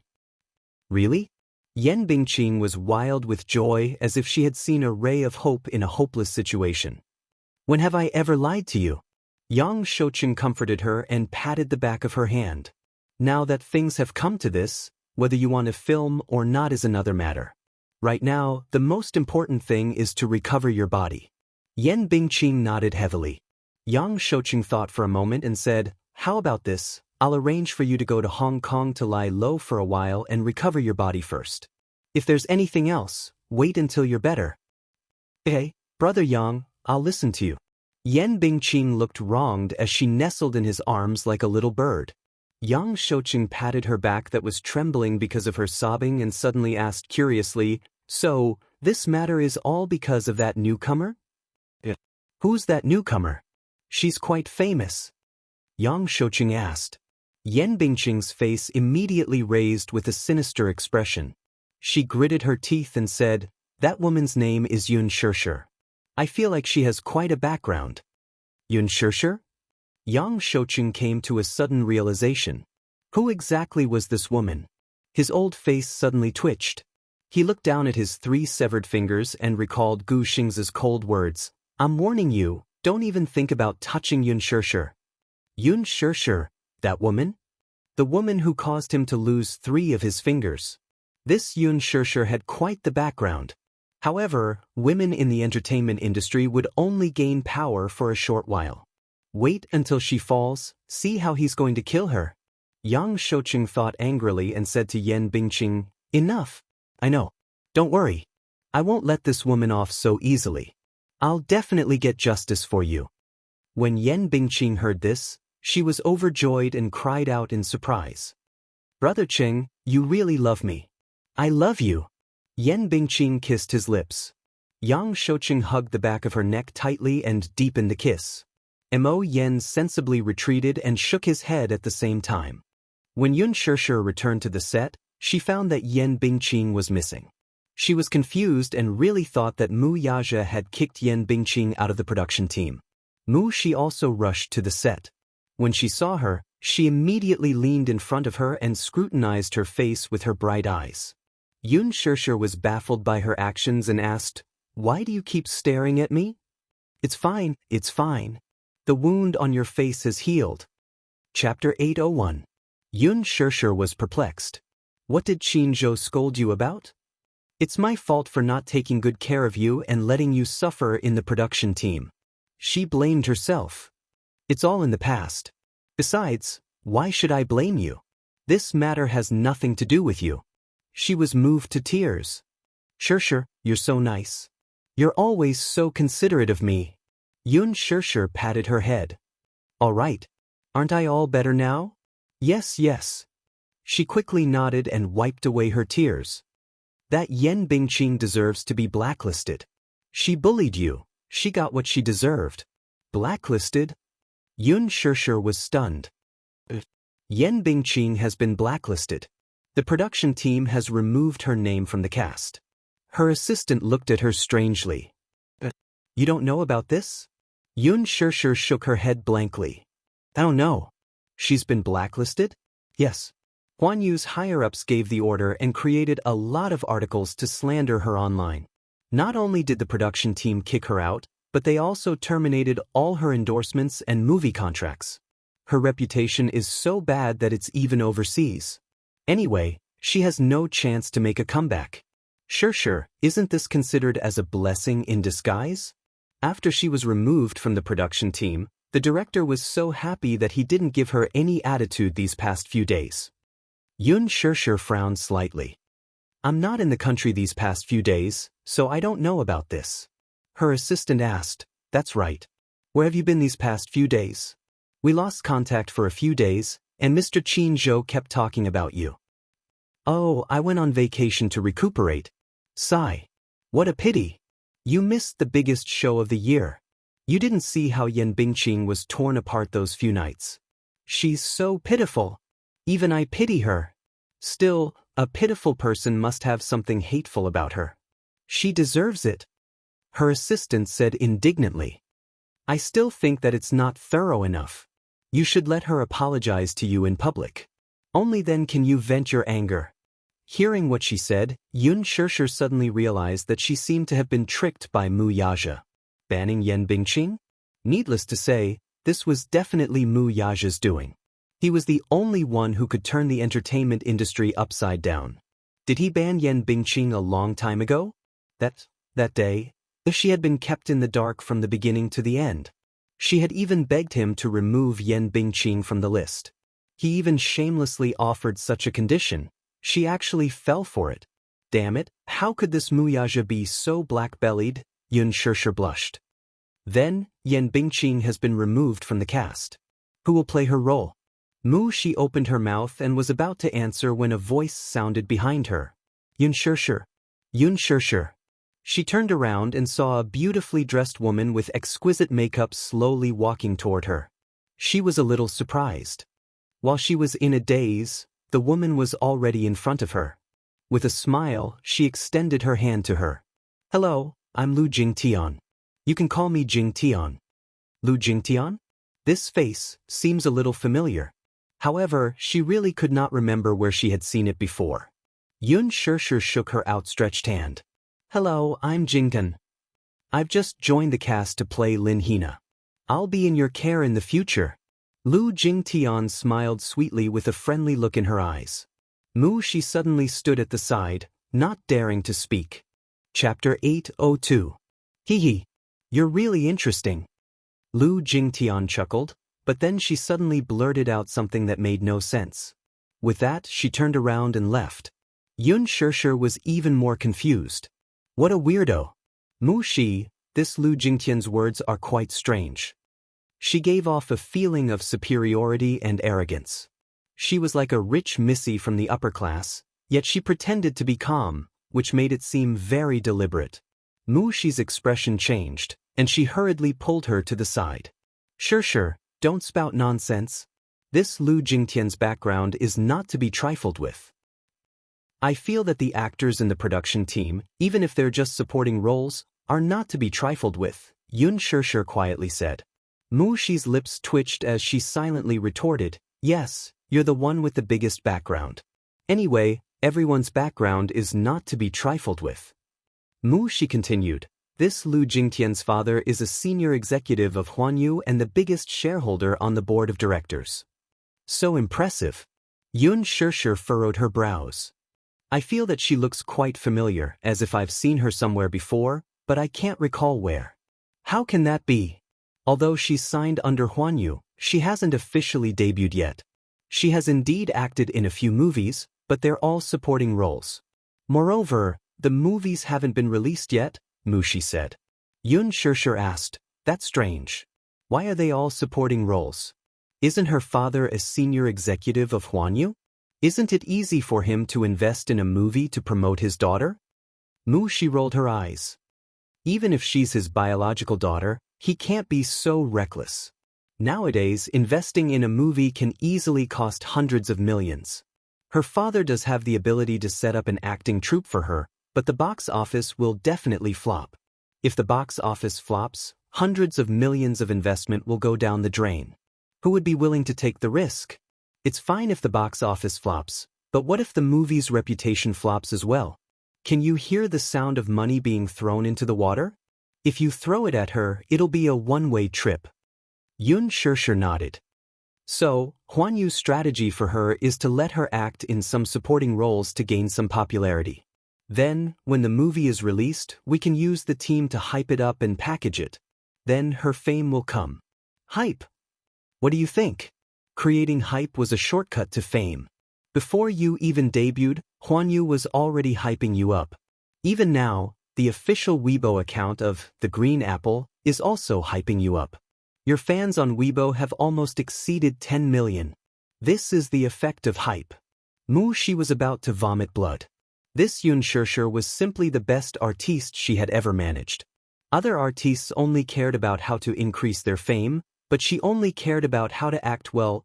One had to know that she was now in a gold medal production team. Everything was in her favor.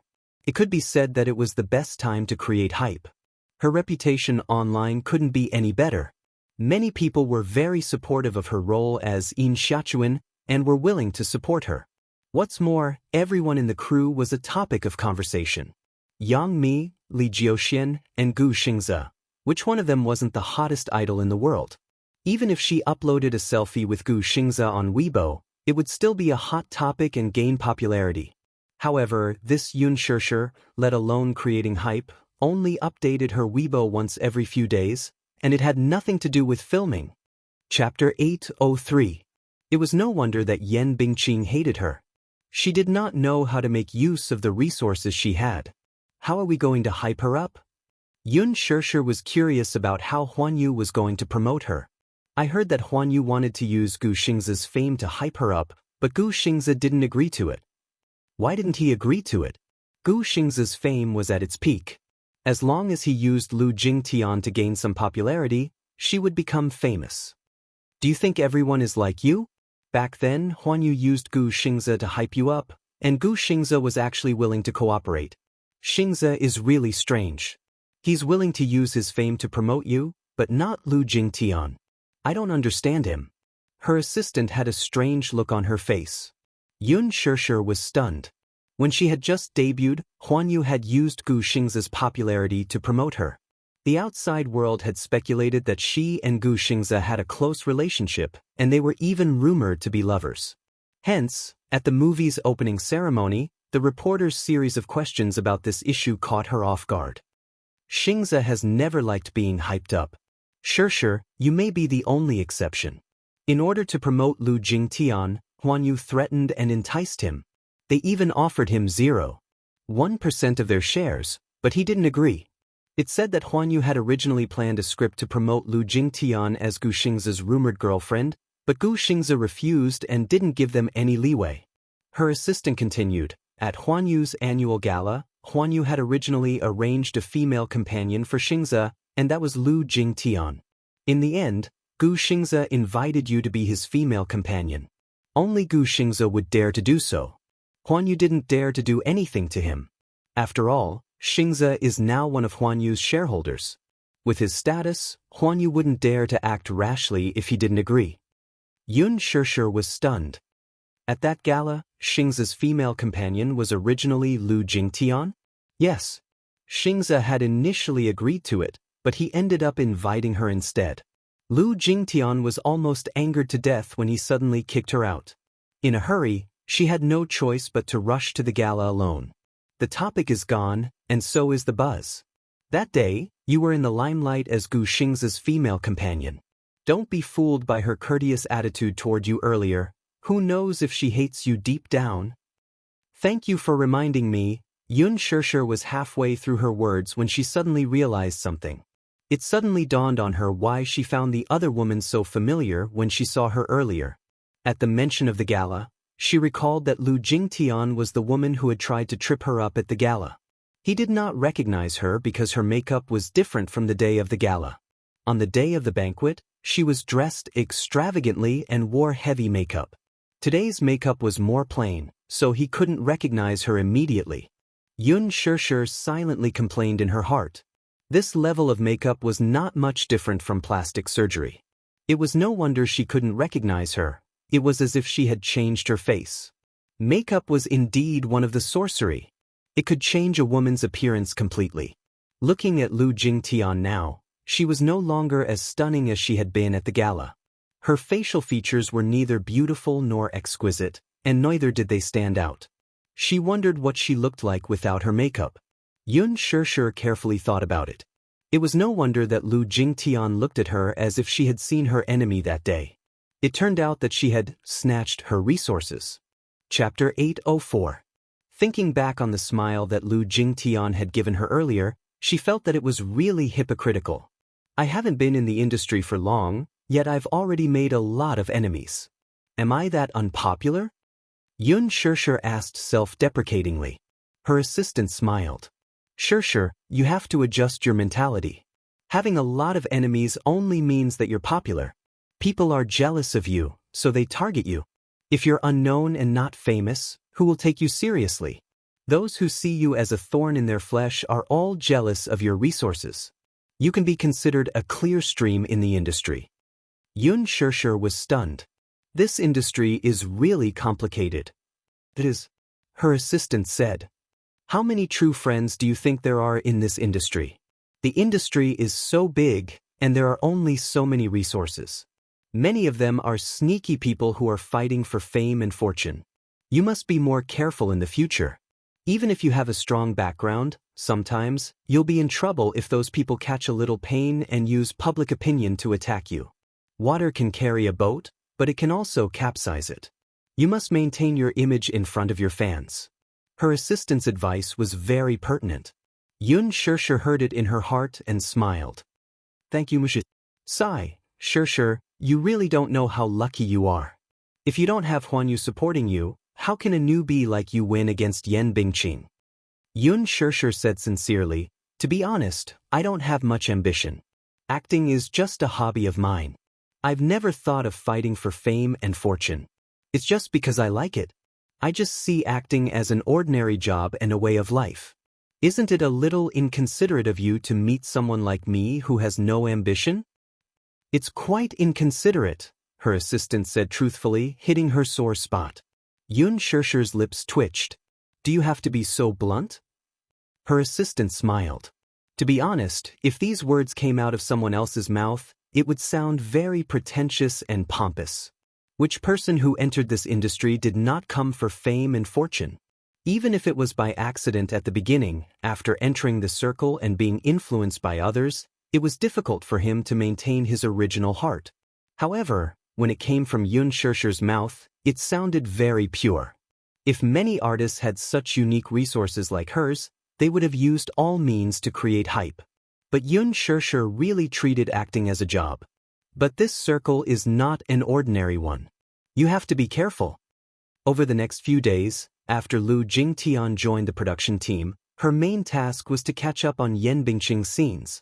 Previously, Yan Bingqing acted as Lin Hana's character. After that incident, Yan Bingqing was banned and removed from the cast. Those scenes had to be res hot.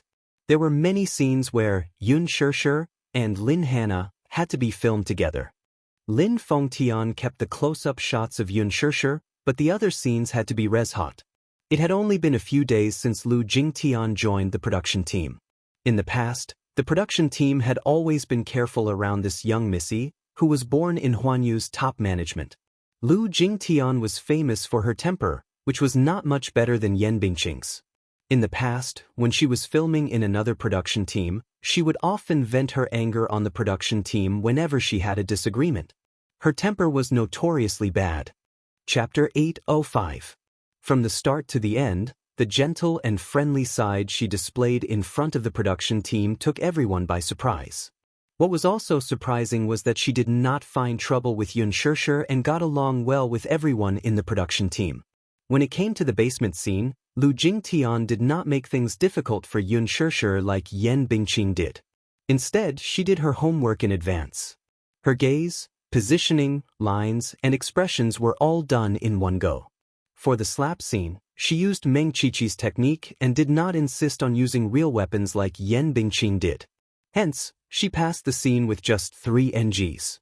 The result was very good, and Lin Fengtian was very satisfied. Mu Shi was shocked. It was said that a dog could not change its habit of eating feces. Lu Jingtian's personality had changed drastically. She was no longer as arrogant and unreasonable as before. It was as if she had become a completely different person. Mu Shi was taken aback and found it hard to believe. However, Yun Shishir was naturally happy to be able to get along with her peacefully. Ever since Yan Bingqing's incident, those in the production team who had offended Yun Shishir in the past had sincerely apologized to her. This included Yang Mi, who had changed her attitude toward her and was intentionally or unintentionally close to her. After getting along with her, Yun Shishir felt that Yang Mi was a decent person.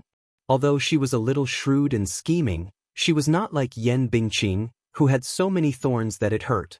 Yang Mi had debuted for almost 10 years. She had acted in a drama when she was young and officially entered the entertainment industry at the age of 17. In terms of qualifications, she was also a senior. Yun Shishir had always been humble toward her. Yang Mi had also completely changed her opinion of her. Initially, she was a little annoyed with Yun Shishir, thinking that this newbie must have used dirty means to obtain so many resources when she had just debuted. However, after getting along with her, she admired Yun Shishir's true nature and turned her enemy into a friend. Sometimes, she would even upload selfies with Yun Shishir on Weibo. Yun Shishir also learned how to use Weibo and often interacted with the other actors in the production team. However, the only thing that troubled Yun Shishir was Gu Xingze's indifference towards her. One day, the weather was hot, so she specially bought water to distribute to the crew. Gu Xingze had just finished filming and was about to enter the waiting room. Yun Shishir saw him and handed him a bottle of water. However, Gu Xingze acted as if she was invisible and brushed past her without even looking at her. While Yun Shishir was still in a daze, he walked into the lounge and closed the door, leaving her outside. What had happened to make him so estranged from her? Could it be because of what happened that day? Yun Shishir inevitably felt down. In her heart, Gu Xingze was undoubtedly a senior worthy of respect. He had helped her a lot, but now he was like a stranger to her. She could not help but feel disappointed. Mu Shi saw it all too. She, too, could not understand how the superstar and Yun Shishir seemed to have been separated by a vast expanse of wilderness overnight. They were like strangers, no different from strangers. They used to be very close. She still remembered that Gu Xingze was even willing to arrange Qin Zhou, his trump card, for Yun Shishir's sake. Back then, Qin Zhou became Yun Shishir's manager because Gu Xingze added fuel to the fire. Why was their relationship so strained now? What in the world had happened? Mu Shi was worried, but she did not dare to ask. Chapter 806. Yun Shishir had a feeling that Gu Xingze was avoiding her on purpose. But she could not figure out what Gu Xingze was thinking. After all, they were on the same set and they would see each other often. His cold attitude towards her undoubtedly made her feel uneasy. It was probably because she was bothering him. Yun Shishir thought for a while and smiled mockingly. She had no choice but to turn around and leave. In the waiting room, Gu Xingze leaned against the door and listened to Yun Shishir's footsteps as she walked away slowly. A trace of pain and loneliness appeared on his originally cold face. He did not want to deliberately give her the cold shoulder. It was because he knew that if he did not control his feelings for her, once he lost control, it would be out of control.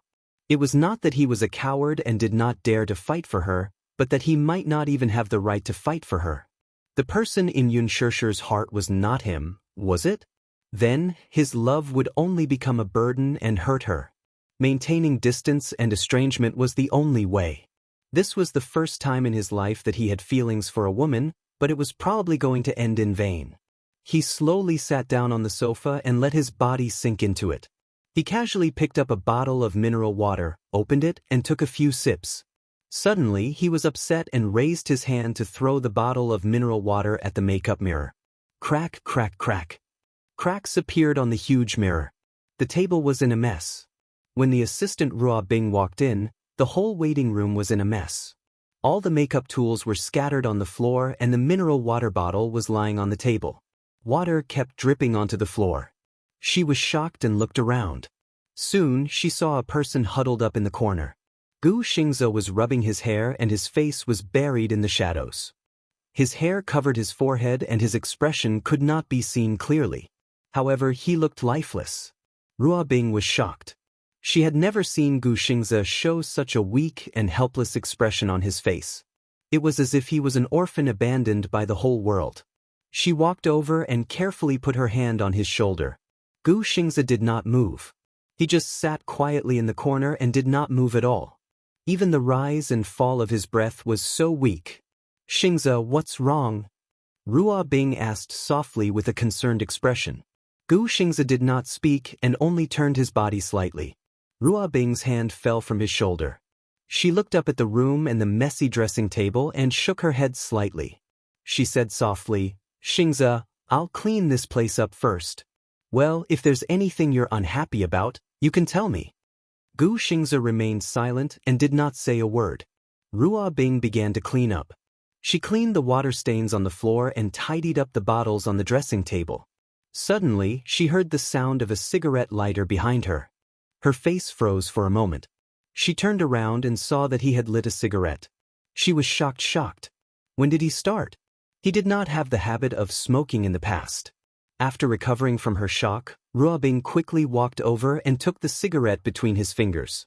She stepped on it and put it out on the ground. Gu Xingze raised his head slightly.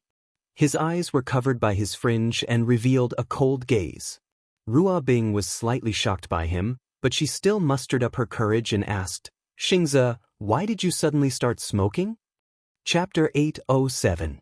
You can't smoke anymore. You still have to record an album tomorrow and record a demo for the movie theme song. Your throat will be damaged if you continue like this. Gu Xingze glanced at her coldly, but quietly took out another cigarette from the cigarette box, lit it again, and took a deep puff. The flickering sparks were weak, but they lit up his cold eyes. Ruo Bing could not do anything to him. She squatted down and said patiently, Xingze, is there something bothering you? You can talk to me. There's no need to make things difficult for your body. Gu Xingze remained silent, ignoring her as if she were air. Ruo Bing looked embarrassed, but she could not do anything to him. She had been by Gu Xingze's side for a few years. She knew very little about Gu Xingze. She only knew that he was an extremely sentimental person. Other celebrities changed their assistants again and again, but he never changed. From the beginning to the end, it was still the two assistants who had been by his side since his debut. He would keep the things he loved by his side, no matter how old they were. He was the nation's top idol, a superstar of his generation, and an insulator against gossip. So many female celebrities flocked to him, but he was all alone from the beginning to the end. Other than that, she did not know anything else about him. Perhaps, no one had ever been able to enter his heart. When Gu Xingze was studying abroad at the age of 15, he was spotted by a talent scout and was recommended to Huanyu. He officially signed a contract, starred in his first movie, and released his first album. He was famous. Until then, his career had been smooth sailing. But on the surface, aside from the limelight, Gu Xingze only gave people a feeling. Lonely. Yes, lonely. Other than Qin Zhou, there was probably no one who could really get close to him. It probably had something to do with his childhood. It was said that he was the illegitimate son of the Gu family in the capital. When he was young, his mother died early. At a very young age, he was exiled by the Gu family to a foreign country and lived alone. Until he met Qin Zhou at the age of 15. In Ruobing's eyes, he had always been cold, like a high and mighty prince who was difficult to get close to. However, this was also the first time she had seen him lose control like this. For a moment, she couldn't do anything to him. Xingze, you still have a scene in the afternoon. Are you okay in this state? He finally opened his mouth. Ruobing finally calmed down. That's great. Adjust your condition and rest early. With a cigarette in his mouth, he lowered his gaze. Right now, acting was the best way for him to vent his emotions. Sometimes he really wished that time would stop. She lived her entire life in the drama. At least in the movie, he could hold her hand, hug her and kiss her. However, he had revealed his true feelings and was too immersed in the role. She was really just acting. There were 2 scenes in the afternoon. One was a scene between Lu Jingtian and Jun Emo. The other scene was between Gu Xingze and Yun Shishir. These 2 scenes were very important in the book. Jun Emo did not appear much in this movie, but every time she appeared, there was an important plot. She had just stepped into the film industry and was not good at acting, so she put in a lot of effort into the script. She also often looked for Yun Shishir to practice with her lines. She worked very hard to memorize the lines of a scene several times. Chapter 808. After Yin Xiaochuan returned to the country, she had another emotional entanglement with Yin Dongyu. Because Yin Xiaochuan was hospitalized for pneumonia, Yin Dongyu was absent from his engagement with Lin Hina. Lin Hina flew into a rage out of humiliation and went to the hospital where Yin Xiaochuan was. She wanted to denounce Yin Xiaochuan, but she met Su Qi, who was blocking the door of the ward. The 2 had an argument. It was also a tear-jerking scene in the movie. Lin Hina angrily questioned Su Qi, "Are you just going to watch the woman you love throw herself into someone else's arms? Do you really love her? From what I see, your so-called love is nothing more than lip service. Are you really willing? Giving away the woman you love so much to someone else?" Su Qi calmly said, "I love her, so I'll give her the greatest freedom." For this scene, Jun Emo had specially rehearsed it with Yun Shishir many times. As a result, Yun Shishir almost memorized the script by heart. She had put in a lot of effort, so when it came time to act, Jun Mo's performance was very good. She was full of emotions, her lines were affectionate, and every expression on her face was well managed. Especially at close range, the tension in Jun Mo's eyes gave people goosebumps. On the other hand, Lu Jingtian was in the right state, but her expression paled in comparison to Jun Mo's. Especially that line, "Su Qi, you're such a coward for pushing the woman you love to someone else." She laughed several times. Lin Fengtian's face was about to turn green with anger as he scolded her. Lu Jingtian was almost in tears from the scolding. She ran back to the lounge with reddened eyes and finally adjusted her state of mind. However, when it came time to act, her emotions were still not in place. She had NGs again and again. Lin Fengtian was so angry that he scolded her again. She really wanted to cry, but no tears came out. Lin Fengtian was so angry that he pointed at her and scolded her in front of everyone. "Lu Jing, I really can't be bothered to scold you. A minute, what kind of *T are you acting? Do you think you're acting very well? Why don't you take a look at what you're acting as? Also, go back and look in the mirror and see what makeup you're wearing. It's so thick, are you acting as a delinquent? Don't look at the script when you go back. Take a look at the self-cultivation of an actor. You want to be famous? But wishful thinking. It would be faster to go back and buy a pillow to dream. Do you think you can become famous just because you look better in Korea? Your acting skills are so bad. Do you believe that I'll cut you into a passerby?"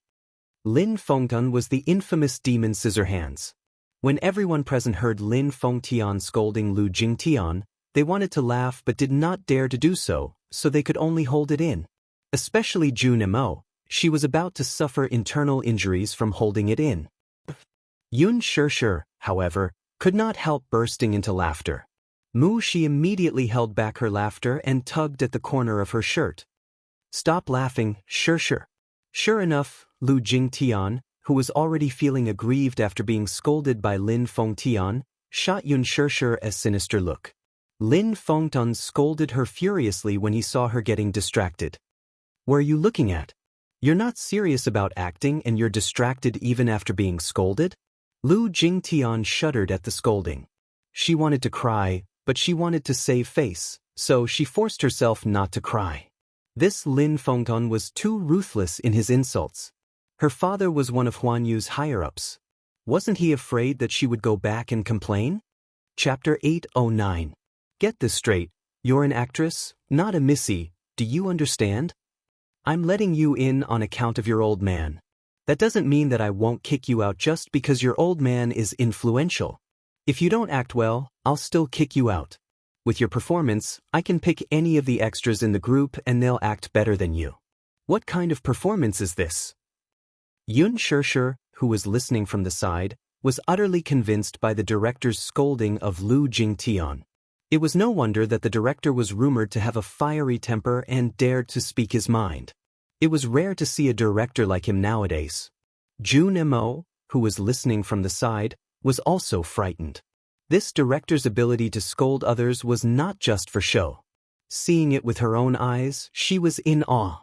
Among the directors nowadays, only he dared to scold an actress with a background. He announced an intermission, and the next scene would start at 7 p.m. It was a scene in the rain. The moment he left, Lu Jingtian covered her mouth and ran to the washroom. The moment she left, the extras burst into laughter. Yang Mi could not help covering her mouth and sniggering reservedly. Mu Shi too could not help laughing. Aya, this director is really beyond my expectations. His scolding made my liver tremble. I've never seen such a demonic side of him either. That's you, I've seen it many times. He's restrained himself a lot now. In the past, when we were filming in his production team, we had to show 200% professionalism. Otherwise, we'd be asking for a scolding. Mushi laughed. Junimo said, Sure, it's your scene with Xingzi next. Do you want me to help you rehearse? Don't laugh at others now. When it's your turn, the director will scold you if you don't perform well. That's right, don't be smug now. If you don't act well, the director will scold you too. There's no such thing as special treatment in front of the director. If you don't act well, you'll be scolded like Lu Jingtian just now. Yun Shirshir's face revealed fear. You're making me panic. Junmo, you'd better rehearse your lines with me. Junmo ruffled her hair. The little fool. Mu Shi, who was watching from the side, could not help but sigh. Junimo, your boyfriend power is so strong. I'm almost turned gay by you. Junimo raised her eyebrows. What do you mean? You're so handsome and gentle. I'm about to fall in love with you. Junimo blushed and was a little shy. Yun Shirshir rebuked, Mu Shi, you're so naughty. You know that our Junimo gets shy easily, yet you still tease her like this. Ha! In the afternoon, an uninvited guest came to the set.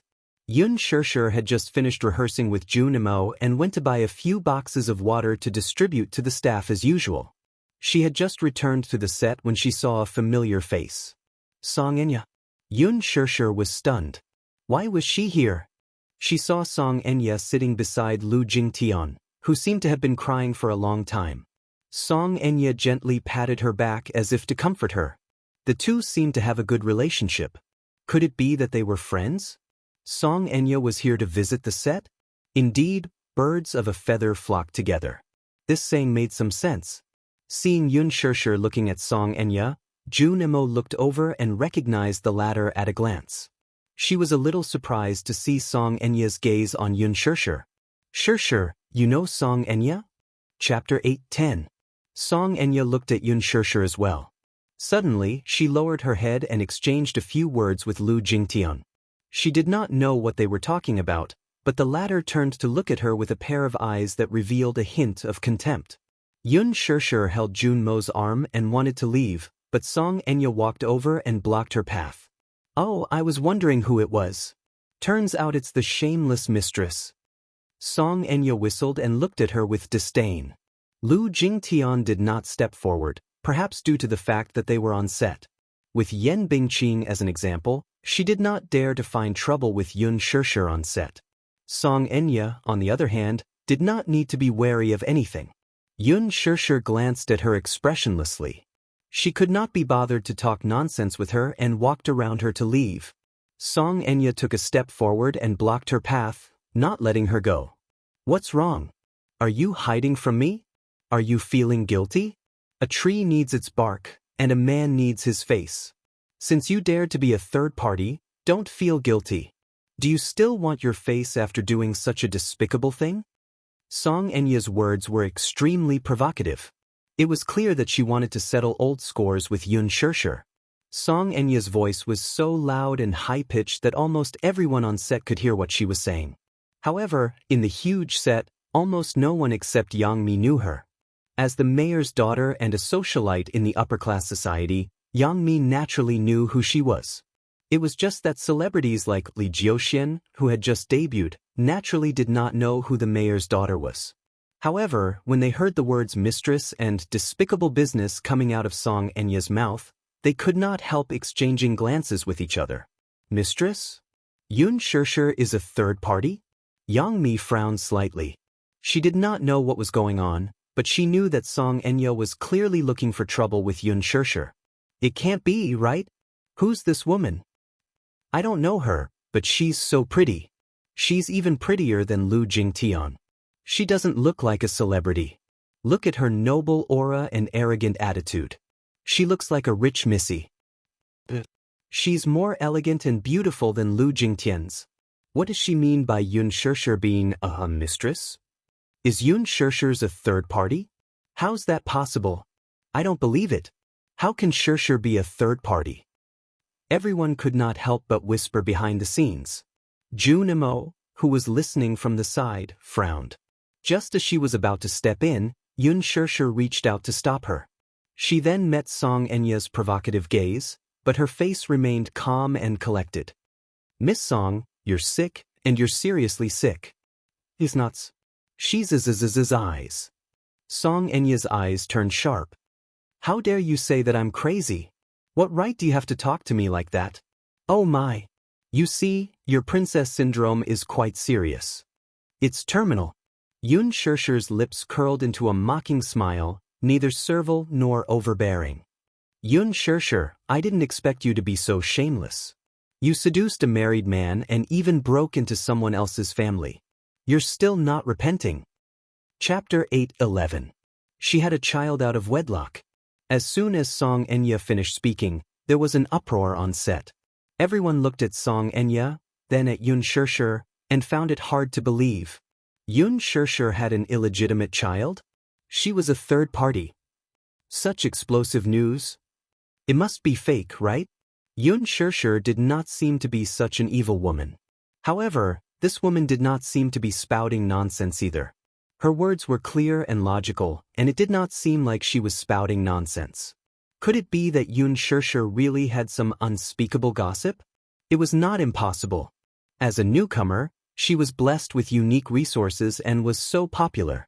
Before the movie was even released, her limelight had already overshadowed Gu Xing's Heavenly King halo. It was indeed unbelievable.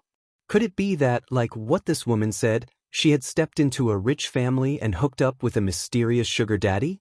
After being in the entertainment industry for a long time, one would understand that there was no such thing as a groundless rumor. For a moment, everyone was talking about it, and countless suspicious gazes fell on Yun Shishir. Yun Shishir's face was calm as she looked at her calmly. Jun Imo, however, could not stand it anymore and said angrily, Song Enya, you're not allowed to slander others like this. You said that Shishir is a third party and that she had a child out of wedlock. Do you have any evidence? Song Enya looked at her with disdain. What are you shouting for? Am I talking to you? An actress dares to put on airs in front of me. I don't know where she got the capital. Get lost. Jun Mo's handsome face was sullen. She took a step forward and was about to speak when Yun Shishir stopped her. She did not want Jun Mo to get involved in this mess for her. Hence, she raised her head and said to her, Jun Mo, Thank you for defending me, but this is a private matter between me and her. It's better that you don't interfere. Junimo looked at her with heartache and said unhappily, I can't stand it. Sure, what right does she have to slander you like this? There's no evidence. She's spreading rumors. She's too much. I'm spreading rumors? There's no evidence. Song Enya sneered and mocked. Yun sure, you're really good at acting. Look at how many people your innocent face has deceived. There are really people who think you're innocent and want to stand up for you. But what about the truth? Do you dare to say it? My words have no basis? I'm spreading rumors? I'm slandering you without any evidence? Not only are you good at acting, but you're also good at acting. Keep pretending. Do you also pretend to be a white lotus in front of Brother Mu to deceive him? Yun sure, on the other hand, remained calm. However, there was a look of pity in her eyes as she looked at Song Enya as if the latter was a pitiful worm. Song Enya was hurt by her stare and bellowed, What kind of look is that? Yun sure raised her eyebrows. I just feel that you're really pitiful. Song Enya was speechless for a moment, not understanding the meaning behind her words. What do you mean? Yun sure took a step forward and whispered in her ear slowly, Even if you're angry out of humiliation, you can't change the fact that Mu Yaja is my man. The one who has no right to fight with him is you, understand? Song Enya was stunned. She then raised her hand high to slap her. Be****, you're shameless. Jun Mo immediately reached out and shielded Yun sure behind her. The slap that was aimed at her face did not land. Song Enya was enraged. She turned around to look, only to see Gu Xingze standing behind her and gripping her wrists tightly. A pair of handsome eyes filled with chilliness, but incomparably indifferently fell on her body. Chapter 8:12. Gu Xingze? What was the meaning of this? Why was he stopping her? Gu Xingze, what are you doing? Are you done fooling around? Gu Xingze pursed his lips impatiently, his handsome face cold. This is a film set, it's not a place for you to fool around. His grip on her wrist was so tight that it seemed as if he was going to break it. The part of her wrist that was tightly gripped by him suddenly lost its color and turned pale. No matter how hard she tried to break free, it was to no avail. She struggled for a while but still could not break free. She could not help but fly into a rage out of humiliation. Gu Xingze, let go of me. Gu Xingze immediately let go of her. Caught off guard, she fell to the ground in a sorry state. She was wearing 7-centimeter high heels today, so when she fell to the ground, she felt a sharp pain in her ankle. It seemed that she had sprained it. Feeling wronged and resentful, she raised her head to look at Gu Xingze in displeasure. Gu Xingze lowered his head and looked at her coldly. His expression was frosty, and his eyes were piercingly cold. She was so shocked by his glare that she could not speak for a moment. Lu Jingtian turned pale with fright when she saw this. She immediately went forward to help her up. Gu Xingze, why are you helping her too? She was so angry that she even forgot to maintain her composure. Gu Xingze expressionlessly said, Song Enya, I don't have the patience. Don't be unreasonable in front of me, it's very annoying. She was so frightened by his cold glare that she fell silent. Lu Jingtian, who was standing at the side, opened her mouth to say something, but Gu Xingze swept a glance at her and coldly said, Shut up. She did not dare to speak again. Gu Xingze, you're too much. Her eyes were red, and it was obvious that she was about to cry from anger. Have you had enough? I told you to shut up, didn't you hear me? Gu Xingze suddenly raised his voice. Who let this miscellaneous person in? Miscellaneous personnel? Song Enya was startled. Just as she was about to retort, Lu Jingtian sensibly tugged at her arm, gesturing for her to stop talking. The security personnel rushed over at once. Glancing at Song Enya and Gu Xingze with trepidation, he whispered, It's me. From tomorrow onwards, you don't have to come anymore, Gu Xingze said coldly. The man was shocked at first, but then he nodded helplessly. Gu Xingze said again, Chase her out. In the future, no one is allowed to enter.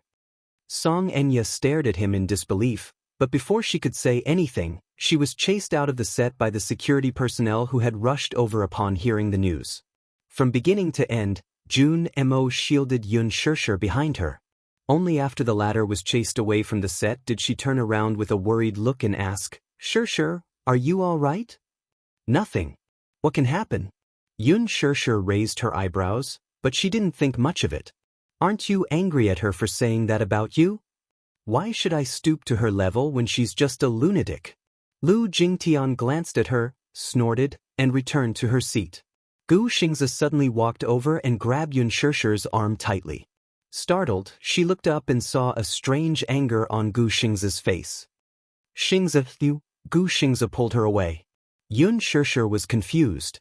She did not understand what he was trying to do and only let go of her hand when he pulled her to a secluded corner.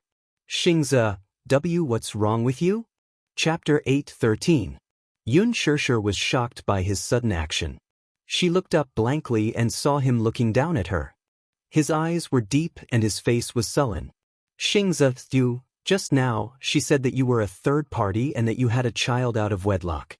Gu Xingze opened his thin lips slightly and said coldly, "How do you feel after hearing such humiliation?" Yun Shirshir was stunned by his question and did not speak for a long time. "But you're not talking? Is this your choice?" Gu Xingze glared at her angrily. "Yun Shirshir, is this your choice? Do you like to humiliate yourself so much?" "What do you mean? What can he give you? Glory and wealth? A glorious title or endless fame and fortune? And then, these slander, humiliation, abuse, and contempt. Are all these what you want?" Yun Shirshir was stunned. Even though his face was cold and his tone was cold, she still caught a flash of pity in his eyes. Who was feeling sorry for her? Yun Shirshir was a little speechless. Gu Xingze continued, "Glory and wealth, fame and fortune, I can give you what he gave you. But if I were your man, I would never let anyone slander you, humiliate you, or abuse you." Yun Shirshir was tongue-tied. Gu Xingze's tone suddenly became gentler. His handsome face moved closer to her and the anger in his eyes was replaced by tenderness and vulnerability. He looked at her with heartache and wanted to hug the woman in front of him tightly. But he couldn't. Gu Xingze closed his eyes and said in a hoarse voice, "Shirshir, if you met me before him, would you choose me?" If she met him before Mu Yaja, would she choose him? Yun Shirshir was stumped by this question. "Xingze, I've always treated you as an outstanding senior," Gu Xingze interrupted. "Can you not be a senior?" Yun Shirshir was stunned. "Yun Shirshir, in your eyes, am I really just a senior?" Gu Xingze slowly opened his eyes. His voice and eyes regained their calmness. "Yun Shirshir, I've always thought that I was a person who stood aloof from worldly affairs. But after meeting you, for the first time, I wanted to fight for something." He had always thought that his heart would never be moved again. He even thought that he would be alone for the rest of his life. But when he met her, it was as if he had been bewitched. His heart was moved by her. Even when she glanced back, every frown and smile made his heart bleed. "You still haven't answered me. Will you choose me? Without Muyaja, would you choose to be with me?" He persistently pursued the matter, not wanting to give up just like that. As long as he heard the word yes from her mouth, he would fight for it by hook or by crook. Yun Shirshir was silent for a long time before she slowly reached out and pushed him away. "I'm sorry, Xingze." Her rejection seemed to leave no room for negotiation. Gu Xingze looked at her expressionlessly. Suddenly, the corners of his lips curled up slightly. Something seemed to be extinguished in his eyes. When Yun Shirshir came back to her senses and looked up, Gu Xingze had already left. She took a deep breath and pulled herself together. Walking out of the corner, she saw Mu Shi looking for her all over the set. "Shirshir, where did you go? I couldn't find you anywhere." Yun Shirshir, on the other hand, seemed to be in a daze as she did not hear her words. Chapter 8:14. "Shirshir, where did you go? I couldn't find you anywhere." Yun Shirshir, however, seemed to have not heard her and was a little distracted. "Shirshir. HM? What's wrong with you? Why are you as lifeless as Xingze?" Mu Shi asked helplessly. "Nothing, I was thinking about something just now. Pursing her lips, she took out a thermos flask from her handbag and passed it to her. Yun Shirshir took the thermos flask from her and could not help feeling surprised. What's this? It's ginger soup. I just made it for you. Mu Shi then continued, don't you have a scene in the rain at 7 p.m.? I hope you can do it in one take. Quickly take a hot shower after you're done and drink the ginger soup. Otherwise, you'll catch a cold easily. Mu Shi knew that today's scene was a scene in the rain, so she quickly cooked a bowl of ginger soup. Yun Shirshir thanked her gratefully. Thank you. It's nothing. I'm your assistant. I've arranged everything for you. Mu Shi smiled. At 7 p.m., the sprinklers were in place, and the shooting location was set in the hotel's parking lot. After Lin Fengtian arranged the camera positions, the script clerk rushed over and asked the actors to be in place immediately. This scene was about Yin Dongyu's absence from his engagement with Lin Hina because of Yin Xiaochuan's fever. In the ward, he mistakenly thought that she was asleep and revealed his feelings for her, which had been hidden in his heart for many years. Yin Xiaochuan suddenly opened her eyes. In fact, she was awake. When she heard that Yin Dongyu also had such restrained feelings for her, she questioned why he was not with her. Yin Dongyu reacted abruptly and panicked. He left the ward and wanted to drive away. Yin Xiaochuan chased after him. In the rain, the two's emotional entanglement was pushed to the climax. In terms of makeup, Ding Ning specially put on nude makeup for her to highlight her sickly haggardness. When the makeup was done, Ding Ning took a look and could not help but be stunned. Her haggard makeup, pale face and lips, as well as her pair of ethereal eyes, actually revealed a sense of poignant beauty. So beautiful! The script clerk came to rush her again. Yun Shirshir quickly got up. On set, the lights and cameras were in place. Yun Shirshir just arrived and saw Gu Xingze sitting in his seat with the makeup artist touching up his makeup. Gu Xingze also saw her. His gaze fell on her pale and haggard face, and his heart clenched. However, when he realized that it was because of the makeup, he calmed down. Scene 28, Scene 1. Yun Shirshir glanced at Gu Xingze in a daze for a moment before she rushed forward with her umbrella. She had only taken a few steps when Lin Fengtian cut her off. This scene is very important, so I'll have to trouble you to bring out your 200%. Please, Yin Xiaochuan chased after him anxiously. Where's the anxiety on your face? I'm sorry. I'll adjust my state right away. Yun Shirshir immediately apologized.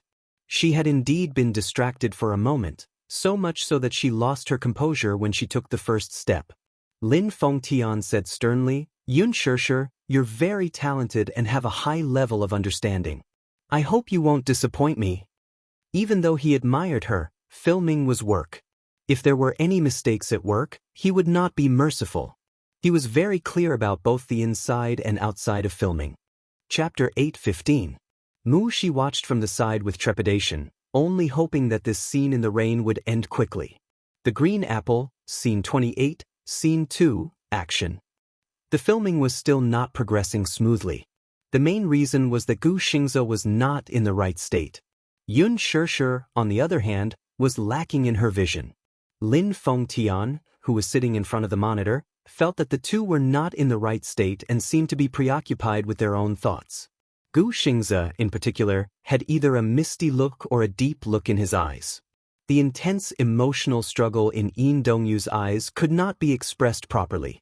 Yun Shirshir, on the other hand, had the vision and could recite her lines well, but her expression was awkward. It was an indescribable awkwardness.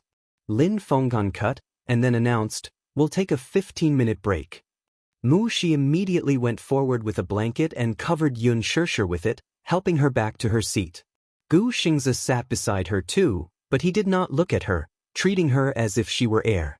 There was no interaction throughout. Lin Fengtian was observant and vaguely sensed that there was something fishy between the two. Hence, he walked to Yun Shirshir, sent Gu Xingze away, and sat in his seat. "Shirshir, you're not in the right state today. What are you thinking about?" "I was distracted. Sorry." He waved his hand. "I don't want to hear this. Have you been in a relationship before?" "I guess. I've been in a relationship before? Imagine him as the man you love deeply and then put yourself in the role. Imagine the man you love deeply, and he clearly loves you back, but he doesn't dare to love. He played up her emotions. For the next scene, you must show In Xiaochuan's anger and hysteria. Yun Shishir was very perceptive and easily understood what he wanted her to express. Director Lin, thank you. I understand. Try to pass in one scene. With that, he walked to Gu Xingze's side. His face sank in an instant. Xingze, for this scene, you just need to follow your inner struggle. Gu Xingze was stunned. Lin Fengtan tapped the table with his fingertips and snorted. Do you think I can't tell? You like Yun Shishir, don't you? Gu Xingze looked up. His face was pale and his eyes were hollow. Your current state of mind is very suitable for this scene. Yin Dongyu's inner drama. Think about it carefully and express all your inner thoughts later. That will do. Lin Fengtian's eyes were sharp. How could he not see Gu Xingze's feelings for Yun Shishir? He liked her. But this fondness could only be buried in the bottom of his heart. Gu Xingze frowned slightly. Lin Fengtian stood up and patted him on the shoulder. Think about it carefully. Try to pass it in one go. With that he left. Gu Xingze looked up and his eyes met with Yun Shishir's. She was sitting not far away from him. When she saw that he was looking at her, she immediately looked away. 15 minutes passed quickly. Yun Shishir and Gu Xingze returned to the scene. The staff held up a hose and sprayed it into the sky, creating an artificial rain curtain. The Green Apple, Scene 28, Scene 7, Action. In Dongyu. Yun Shishir screamed hysterically. From the start, she was in the right state of mind. This scream was so loud that her voice almost broke. Chapter 8:16. Gu Xingze stood in the rain with his back to her. Yun Shishir rushed into the rain. Seeing that he had stopped in his tracks, she slowly walked forward and tried to hold his hand. However, the moment her trembling fingertips were about to touch his hand, Gu Xingze retracted his hand as if he had been electrocuted. Yun Shishir's eyes revealed an extremely hurt look. Brother, a helpless and weak cry directly hit the weakest part of people's hearts. Yun Shishir said in a hoarse voice, Why are you always running away from me? Why do you love me too? Why do you always want to run away from me when you love me so much? What are you running away from? Gu Xingze's heart trembled slightly, but he quickly suppressed the turbulent emotions in his heart and pretended to be calm. I'm not running away. You are. You clearly are. Yun Shishir broke down and said, You've always been running away from me. Always. As she spoke, she reached out and hooked her hand around his. This time, he did not avoid her. Yun Shishir stared at his back again and said carefully, Didn't we agree in the past? We'll be together for life, forever. Have you forgotten what you promised me? Her pale lips trembled uncontrollably as she pleaded in a broken voice, Brother, love me, okay? There was a long silence. Lin Fengtian immediately zoomed in and gave Yun Shishir a close-up shot. The fragile look in her eyes was full of tension. Lin Fengtian secretly cheered in his heart. The dead silence felt like a century. After a long time, Gu Xingze sighed and muttered, How should I love you? He turned his head and the camera zoomed in on his face. Gu Xingze frowned slightly. The hesitation and vulnerability in his eyes were almost obvious. Even Yun Shishir's heart could not help but tremble when she saw this gaze. Xiaochun, how should I love you? The scene finally passed. Lin Fengtian stood up and applauded in shock. Yun Shishir also left her character with a gratified smile on her face. Gu Xingze, on the other hand, seemed to be too immersed in his role and looked lonely. Yun Shishir caught a glimpse of his expression from the corner of her eye and her smile froze on her lips. Wrap up. Get ready, that's all for today. Gu Xingze abruptly turned around and walked toward the building. Yun Shishir was still in a daze. She quickly brought a blanket over and urged, Shishir, hurry up and take a shower. Yun Shishir's mind and she nodded. Do you need me to accompany you? No, I'll go myself. Remember to drink the ginger soup after you shower. The production crew had booked a floor next to the hospital. The rooms inside were specially reserved for the production crew. At this moment, the sky was already dark. The receptionist at the front desk was dozing off. Yun Shirshir held the room card tightly in her hand and carried the thermos flask as she walked into the hotel. At the elevator entrance, she bumped into Gu Xingze. She was stunned and could not help but feel awkward.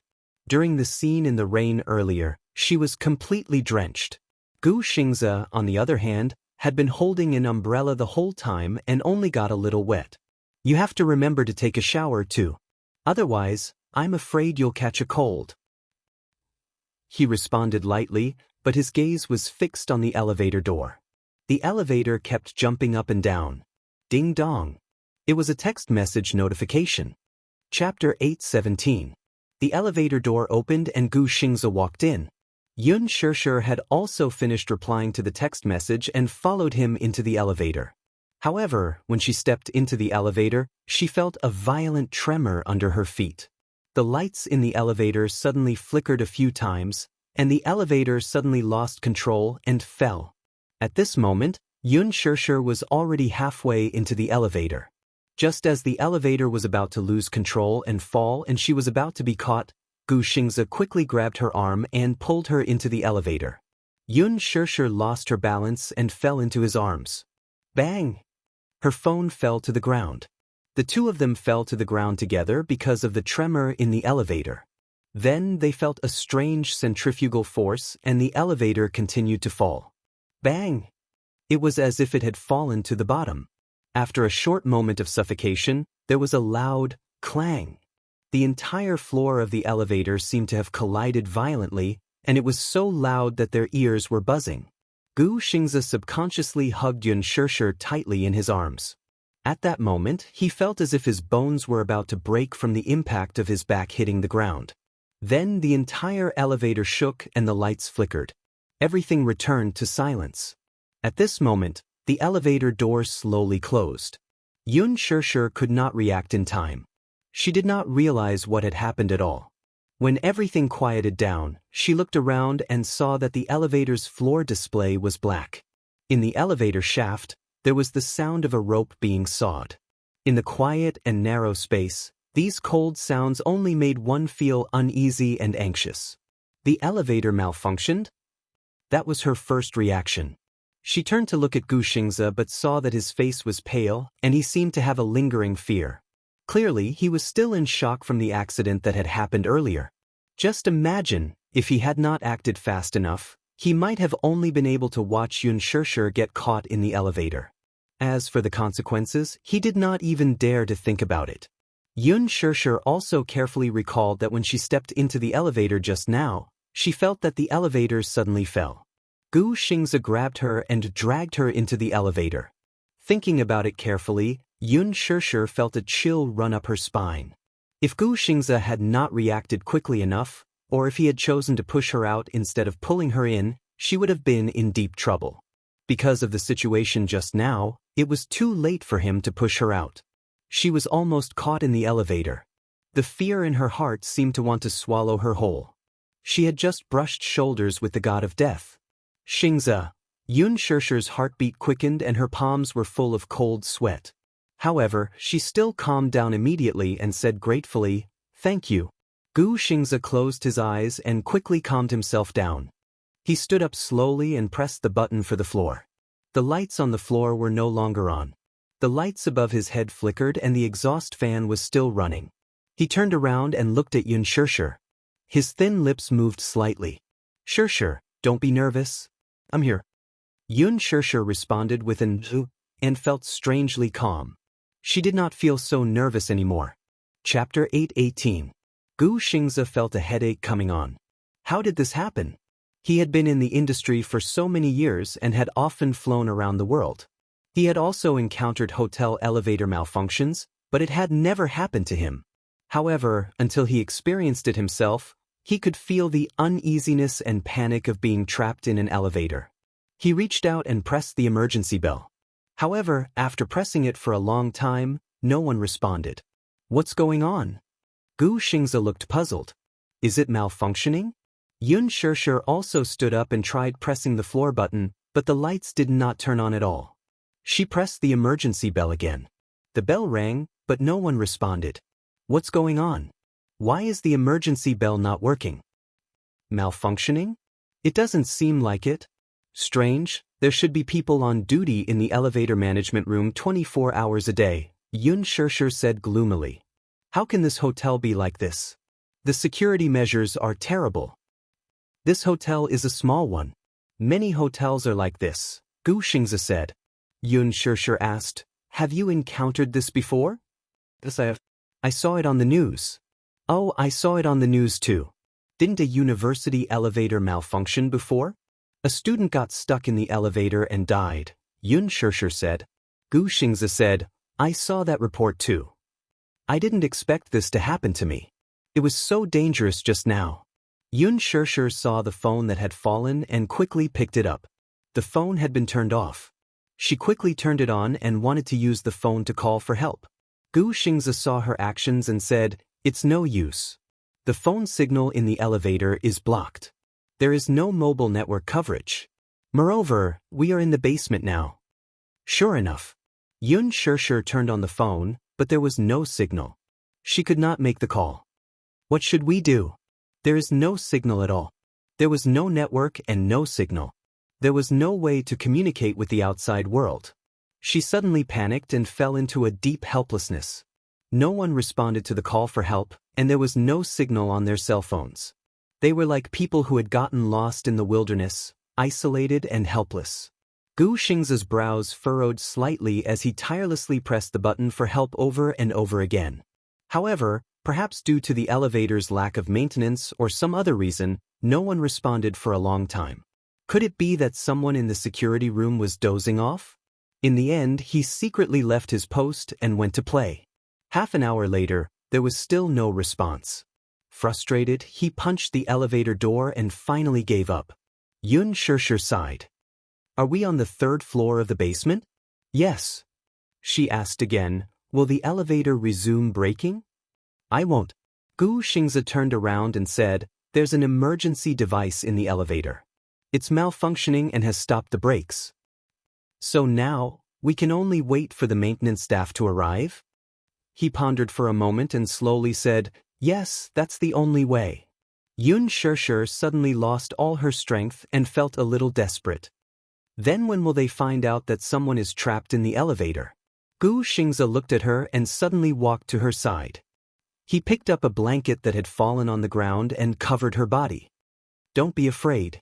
By tomorrow morning, someone will find out. This is already the worst-case scenario. The look of relief on his face gave her great confidence. Chapter 8:19. The moment she lowered her head, the water droplets on her hair dripped onto the floor of the elevator. Gu Xingze frowned and urged, dry your hair first. You've been drenched in the rain, don't catch a cold.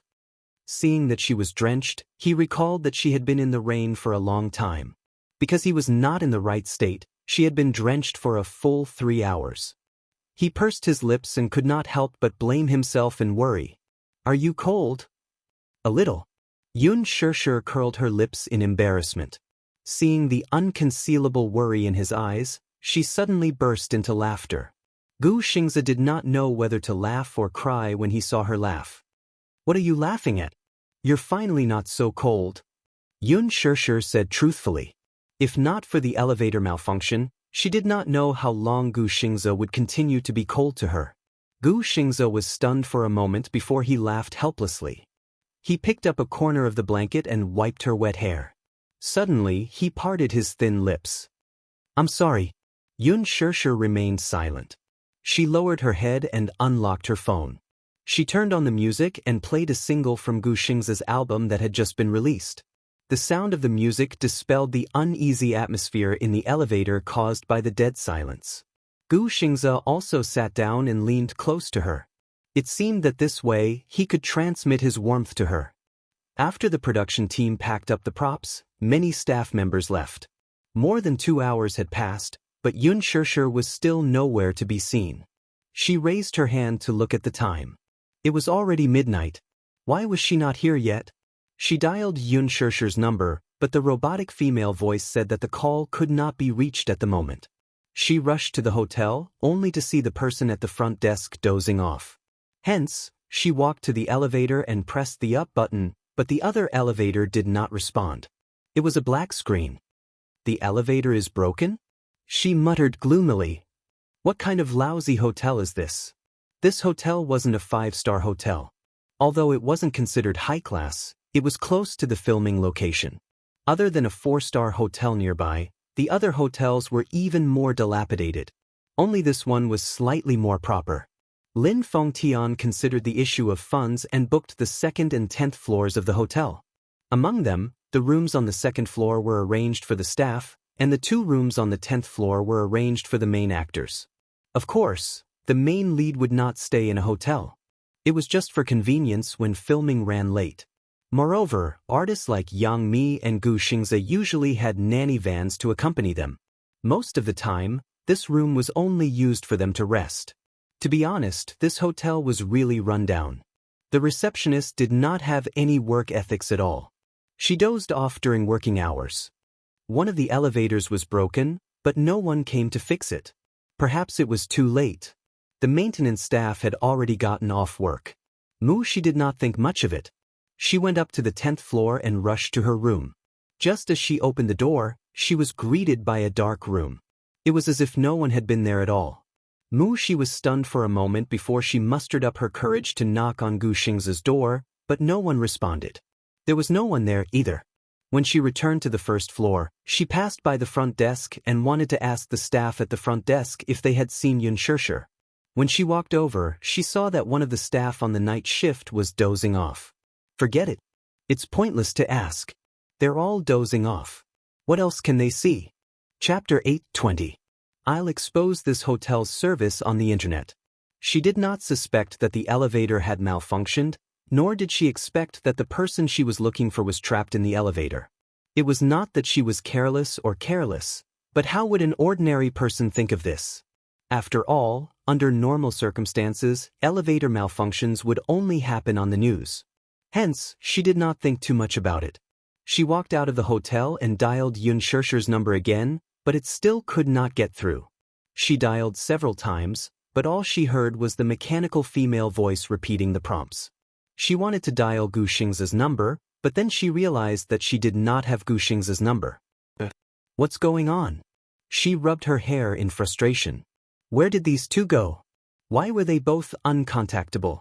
By the time she returned to the set, the props were almost all packed. Lin Fengtian was still busy. She stepped forward and cautiously asked, "Director Lin, have you seen Shishir?" "Shishir?" He turned around. "Why would I see her? Aren't you her assistant?" She was at a loss for words. He laughed. "You're her assistant. If you don't know where she went, how would I know? Wasn't she drenched earlier? I told her to take a hot shower in her room, but she didn't come back. She complained. Have you looked for her in the hotel? There's no one in the room." Only then did he look straight at her. "There's no one in the room? Then, where else could she have gone?" He found it strange. "Did you call her phone?" "I can't get through." "Can't get through?" He frowned.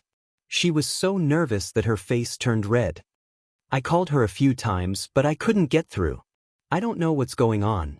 From the corner of her eye, she saw Rua Bing packing her backpack. Ignoring the director, she chased after her. Rubbing. The woman stopped in her tracks with a blank look. "I'm Yun Shishir's assistant." Oh. Rubbing smiled. "Sorry, I didn't recognize you." It's fine. She asked worriedly. "By the way, have you seen my Shishir?" "No." Rua Bing was confused by her question again. However, he felt that something was off. Why did this little assistant run over to ask about her when her own artiste was missing? She was not Yun Shishir's assistant. "Then, did you see Xingzhe?" "He probably went back." Rua Bing said helplessly, "Although I'm Xingzhe's assistant, he's a little... Well, he doesn't like people interfering with his private life. Usually, after filming, he doesn't let anyone follow him." "Is it convenient for you to give me his number?" she asked cautiously. Rua Bing was startled, but she shook her head. "I'm sorry I can't." Xingzhe's number is usually not disclosed to others. I don't have any other intentions. I just wanted to ask Xingzhe if he saw Shirshir. She pleaded, or, it's fine if you don't give it to me. You can give him a call. It's an emergency, please, please. Lin Fengtian walked over. Seeing the conflicted look on her face, he said, give Xingzhe a call and ask him where he is. Rua Bing could not refuse the director's request, so she nodded. Chapter 821. The call went through, but no one picked up the call. At this moment, Gu Xingzhe was sitting in the driver's seat of his Porsche parked in the parking lot. His phone kept vibrating and ringing. No one's picking up. Rua Bing said, this is Xingzhe's work number. He threw it aside after filming. Let's try calling a few more times. She pressed her palms together and pleaded again. All right. The woman nodded helplessly. She called a few more times, but still, no one picked up. Seeing her disappointment, Rua Bing comforted her with a smile. Don't worry, Yun Shirshir is an adult and not a child. How could she go missing? You don't have to worry so much. She furrowed her brows, still feeling uneasy. When I first became an assistant, I was just like you. I couldn't wait to stick behind Xingzhe as if he were a child. Actually, as assistants, we don't have to worry about every little thing, no matter how big or small. Artistes should have their own private space too. The director thought about it and raised a brow. You go back first, I'll send someone to look for them. Okay. Thank you, Director Lin. She had no other choice. At this moment in the elevator, Yun Shirshir wrapped her wet body in a blanket and curled up in a corner. The damp and cold air kept invading her body. The air conditioner in the elevator continued to pour in cold air. She had been drenched in the rain for so long that her wet clothes stuck to her body. She was wet and cold, and with the air conditioner blowing, she felt even colder. She did not know how long she had been trapped in the elevator, but she felt that time passed abnormally slowly. Gradually, she felt a little lightheaded. Her body slumped in a corner, and she became a little dispirited. Gu Xingzhe persistently pressed the help button until the device's battery ran out and it stopped ringing. D***. He cursed under his breath and turned around, only to see Yun Shirshir wrapped in a blanket and shivering all over. Gu Xingzhe's heart tightened. He immediately walked to her side and squatted down. He carefully placed his hand on her shoulder, but his fingertips came into contact with a patch of dampness. His heart ached, and he gently pushed her shoulder. Shirshir? What happened to you? Yun Shirshir was a little delirious. She peeked her eyes out of the blanket, but there was no focus in her eyes. Cold, cold? So cold. Gu Xingzhe raised her head and looked at the mouth that was still emitting cold air. The direction of the wind seemed to be aimed at her. No wonder he felt cold. His entire body was drenched, and the cold air was blowing on his body. He said gently, Shirshir, don't do it here. You'll catch a cold. Yun Shirshir's brows furrowed slightly as she moved slightly. Yes. She held his arm and stood up slightly, but her legs were inexplicably soft. Gu Xingzhe touched her hand, only to feel that her palm was covered in cold sweat and her fingertips were burning hot. His heart skipped a beat and he reached out to touch her forehead. A scalding temperature spread from the center of his palm. She had a fever. Gu Xingzhe bit his lower lip. His heart was burning with anxiety and anger. On one hand, he was angry at the hotel's terrible emergency equipment, but on the other hand, he felt very sorry for her. Gu Xingzhe brought her to another corner and took off his jacket to cover her back. He was afraid that she would catch a cold in the cold elevator walls. Yun Shirshir did not even have the strength to thank him. Chapter 822. She didn't notice the air conditioning in the elevator just now. She only felt that it was getting colder in the corner. She curled up into a ball unconsciously, but she still couldn't resist the cold. Gu Xingzhe sat beside her. Seeing her dispirited expression, her breathing a little rapid, and her palm-sized face burning red, his heart ached. Unwilling to give up, he pressed the emergency bell again, but there was no more sound. He pressed it continuously, and the battery had long since run out. He kicked the door and it made a loud bang. It wasn't that he didn't shout. However, he knew that the elevator was now parked in the basement. If no one passed by, no one would notice, and no one would hear his cries for help on the first floor. Calling for help with all his might was futile. In fact, a few people had parked their cars in the basement and went upstairs. However, they saw that the elevators seemed to have malfunctioned and couldn't operate, so they went to another elevator. In this world, most people were indifferent. They were in a hurry and didn't care about themselves. After all, in most cases, most people wouldn't be willing to worry about things that had nothing to do with them. Therefore, no one reported to the front desk that the elevator was malfunctioning. Some people thought that the elevator was being repaired, so they didn't ask about it at all. Time ticked by. Gu Xingze picked up Yun Shishir's phone and glanced at it. It was already 3 in the morning. The phone had been playing music and the battery was about to run out. He turned off the music to ensure that the phone's battery was maintained. This desperate situation could be considered as keeping a glimmer of hope for them. If there was a miracle and there was suddenly a signal, they could use the phone to call for help. Yun Shishir covered herself with the blanket and shivered. Gu Xingze gently placed his hand on her forehead. Her forehead was frighteningly hot. His heart became a little anxious. Staying in such a confined and narrow space for a long time already made her feel a little suffocated. If she fell asleep with a fever, it would be easy for her to have breathing difficulties. If the high fever didn't subside, it was even possible for her to suffocate. Therefore, he said gently, "Shishir, don't fall asleep, okay? Wake up." Yun Shishir's voice was muffled. It was hoarse and weak. "My head hurts. It's so cold." Gu Xingze's brows furrowed slightly. Instinctively, he wanted to reach out and pull her into his embrace. However, just as he reached out his hand, he lowered his head to look at her slightly furrowed brows. Suddenly, he froze in midair and didn't move for a long time. He looked at her trembling shoulders and struggled in his heart for a long time. In the end, he placed his hand on her shoulder and slowly pulled her into his embrace. Yun Shishir was startled for a moment. Suddenly, she felt a strong heartbeat in her ears. It was scorching hot. Thump, thump, thump, thump, thump. Every sound was filled with great power. He gathered the blanket around her and wrapped it tighter around her. "Don't fall asleep. Someone will come to save us soon." Gu Xingze comforted her gently. Sensing that the body of the person in his arms had stiffened, he immediately explained, "I was just afraid that you would be cold." "Thank you," Yun Shishir said softly. Her voice was as soft as a mosquito, almost inaudible. "Let's practice our lines," Gu Xingze suddenly said. He was really afraid that she would fall asleep and have an uncontrollable fever. In fact, he didn't know when the rescue team would arrive with the efficiency of this hotel. However, at this moment, he could only comfort her like this. Chapter 8:23. Gu Xingze could not help hugging her tighter when he heard her voice getting fainter. Lowering his head, he suddenly saw a thermos flask beside her hand. His eyes flashed as he opened it. There was still some warm ginger soup inside. He carefully poured out some and brought it to her mouth, reminding, "Shishir, drink some ginger soup." Yun Shishir sat up slightly and took a few sips.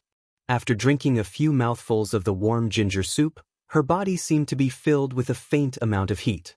Gu Xingze poured her another cup, and Yun Shishir obediently finished it. Seeing that she had finished all the ginger soup, Gu Xingze was afraid that she would fall asleep, so he said, "I'll sing for you." Yun Shishir blinked.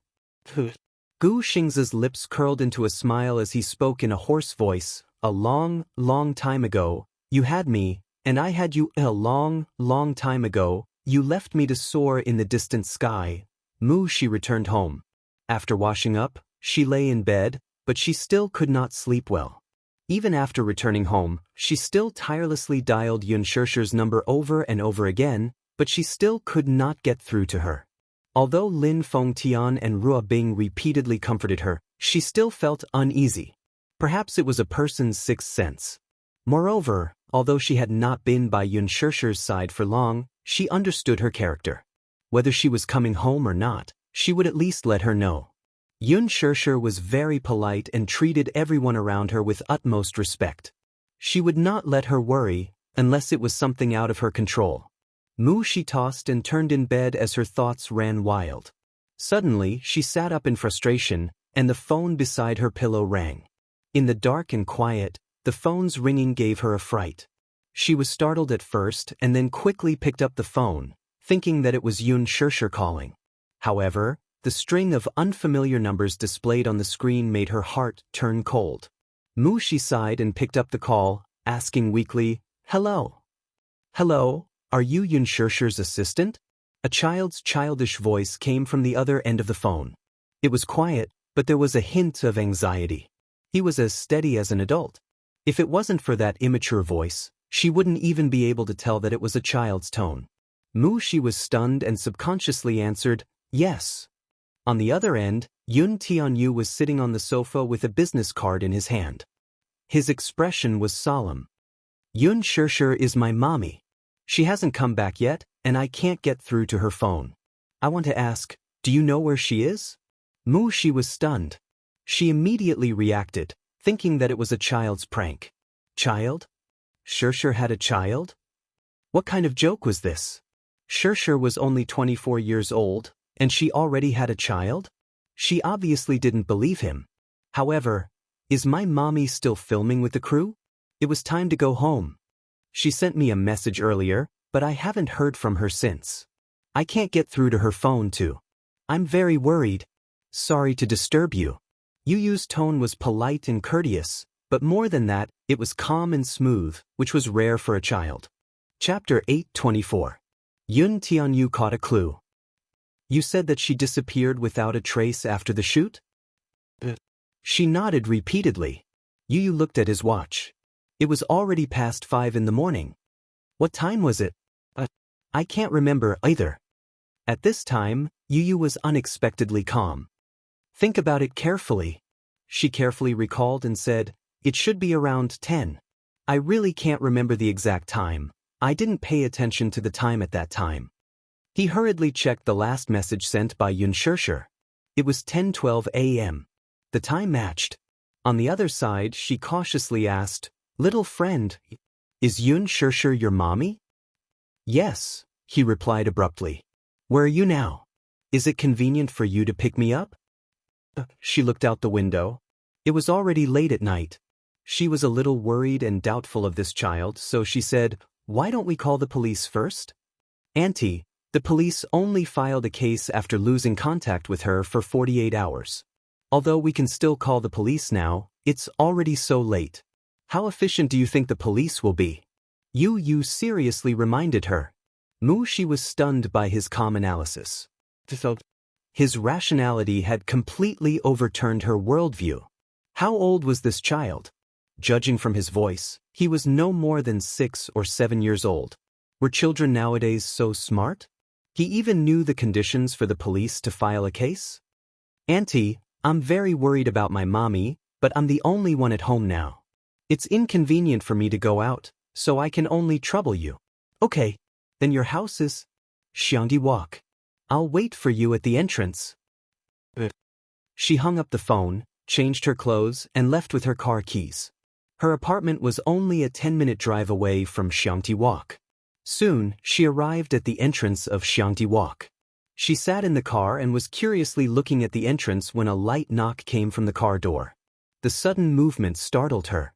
She immediately looked over and saw a little munchkin wearing a white shirt and a small suit with suspenders. He was carrying a small backpack and standing at the car door. Surprised, she quickly unlocked the car door. Then, she watched helplessly as the handsome and delicate little boy nervously climbed into the car. His posture was as light as a cat. He quickly closed the door and fastened his seatbelt skillfully. Then, he looked at her. "Let's go to the set." Her assistant. Could she say that she was frightened? She had never seen a child who was still so calm even after his mommy was gone. She looked at him carefully. The child was only about 6 or 7 years old. He was so tender that it seemed as if milk could drip out of him. He had a handsome and pleasant little face and exquisite facial features. His eyebrows were indeed very similar to Yun Shirshir's. Did Shirshir really have a child? She was greatly shocked by this fact. Seeing her staring at him in a daze, he waved his hand in front of her. She returned to her senses and saw his serious expression. "Auntie, you can't be in a daze while driving. It's very dangerous. She mumbled, thanks for the reminder, let's drive. Yoon Tian-yu ordered. In fact, he originally wanted to call Lee Hanlin to pick him up. Chapter 8:25. Mu-shi drove all the way to the set. At this moment, the set was in dead silence. All the props had been packed up and transported away. The huge parking lot had been restored to its original state, and there were no clues to be found. Yoon Tian-yu searched the set for a while but did not find anything. She stared blankly at his calm and rational face.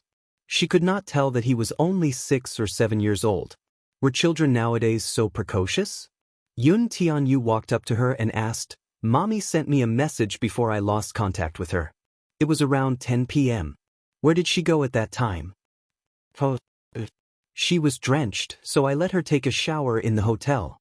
Hotel? He could not help feeling suspicious. She explained, our production team booked a room in the hotel next door. It's usually for artistes to rest. Shershur's room was on the 10th floor. Yu asked, won't we know Mommy's whereabouts if we go to the hotel to check the surveillance footage? His words woke her up from her daze. She smacked her head. Alright. Why didn't I think of that before? Yu secretly gave her a look of disdain. Because she was stupid. Of course, he could only criticize her inwardly. He did not show any contempt for her IQ on his face and only asked, can you bring me to the hotel, then? She squatted down and wanted to carry him. Yoon Tian-yu said, I'll walk by myself. Mu-shi, she wondered if this child had non-human genes. Usually, children would be afraid of walking at night. Did he want to be carried? He did not want to be carried. His face seemed to be full of disdain. She wanted to cry but had no tears. The two rushed to the hotel. The moment they entered, Yoon Tian-yu started looking around. This hotel was not ordinary rundown. This production team was really stingy. She explained that the production team was controlling the budget, so they did not stay in a high-end hotel. Yoon Tian-yu did not show it on his face, but he was doubtful inside. Did he not invest a sum of money? Tens of millions. Did a dog eat it? Excluding the remuneration of the stars, the cost of a youth movie was very low compared to those commercial blockbusters that required special effects. Moreover, Leji was not the only investor. Huan Yu had other investors, plus advertising placements, yet they were still staying in such a shabby hotel? Or could it be that the money he had invested had gone missing? Mu-shi walked to the front desk and saw that the receptionist had already fallen asleep. She called out a few times, but there was no response. Yu walked over and kicked a stool. The receptionist woke up with a start. Looking around, he saw a handsome little boy standing in front of him, looking at him with disdain. Immediately, he said angrily, where did this kid come from? Auntie, are you awake? Yu said coldly, but his words were shocking. The young 29-year-old receptionist was petrified when she heard him call her auntie. Mu-shi was dumbfounded by his simple and crude method. This child, who did he look like? Right? She had just thought of a question that needed to be investigated. If this was really Shershur's child, then who was the father of this child? She kept feeling that when she saw his face, a vague image of a man's face suddenly appeared in her mind, but she couldn't remember who it was. Aya, now is not the time to pursue this matter. Chapter 8:26. She then asked, Receptionist, where is the hotel's surveillance room? Can we take a look at the footage? The receptionist was stunned. She then yawned and sized her up warily. You are? I'm from the production team of The Green Apple. Our production team has booked 10 rooms in this hotel. The receptionist was a little stunned. I've just been transferred here not long ago. I heard that a production team has booked this hotel, but why do you want to see the footage? It's an emergency, of course. An artiste from the production team went missing after entering the hotel. Her phone can't be reached, and she disappeared after entering the hotel, so we want to take a look at the footage. The receptionist rubbed her sleepy eyes and apologized. I'm sorry. If someone from the production team goes missing, shouldn't we call the police directly? Call the police? That's right. May I ask how long has she been missing? Since 10 o'clock until now. Call the police then. Yu said, even if we call the police, We'll only take a statement and file the case 48 hours later. Mu Shi nervously said, actually, given the current situation, we don't need the police to make an appearance. We just need to know where she went after entering the hotel. It's like this. The receptionist explained seriously with a frown. If the police don't make an appearance, we don't have the right to access the footage, the receptionist said truthfully. Why? We don't have the authority, the receptionist said. Some time ago, a client's laptop and some belongings were stolen from the hotel. He also requested for the footage to be removed.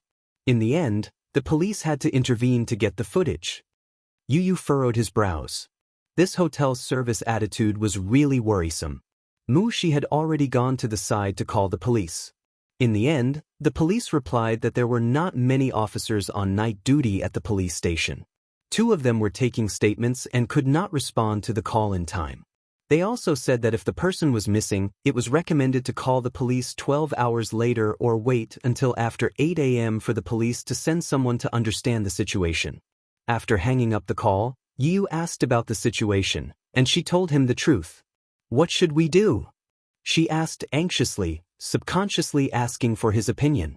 Even she did not realize that an adult like her was seriously asking a child for advice. Yu's pink lips slightly pursed. Then he thought of something and took out his phone to dial a number. The phone rang for a long time before it was picked up. He said, "Daddy, I'm at Haotai Hotel now. There's an emergency. Come over."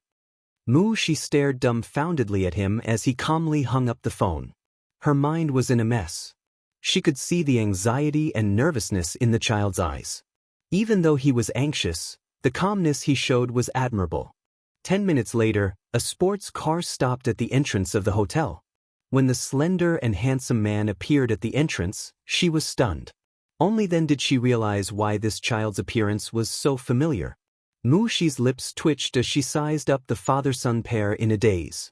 The father of this child was actually the crown prince of the Mu clan, Mu Yaja. She suddenly understood the killing intent and anger in his eyes when he saw Yun Shishir being bullied and slapped by Yan Bingqing. Chapter 827. Mu Shi was still in a state of confusion. Mu Yaja walked in and saw the little lad standing at the front desk. He walked over to carry him and asked him what had happened. The receptionist stared at the handsome man in front of her with her mouth agape. Even though Mu Yaja had rushed out in a hurry and was only wearing a casual shirt, she could still feel his innate elegance and nobility. Come to think of it, this man's identity must be either rich or noble with an extraordinary background. He was tall and had an extraordinary aura. Just by standing there, his aura permeated every inch of the room, making the large space seem extremely narrow and small. While Mu Shi was still in a daze, Yu had already recounted what had happened to him in a very short time. Mu Yaja's eyes turned cold. When did she disappear? Yu said, Mommy's last reply was at 10:12 p.m. When I called her at 10:30 p.m., I couldn't get through. He could not contact Yun Shishir, so he rummaged through the house and found Yun Shishir's and Qin Zhou's name cards. He first called Qin Zhou's number, but it was switched off. He then called Mu Shi's number, which led to the subsequent incident.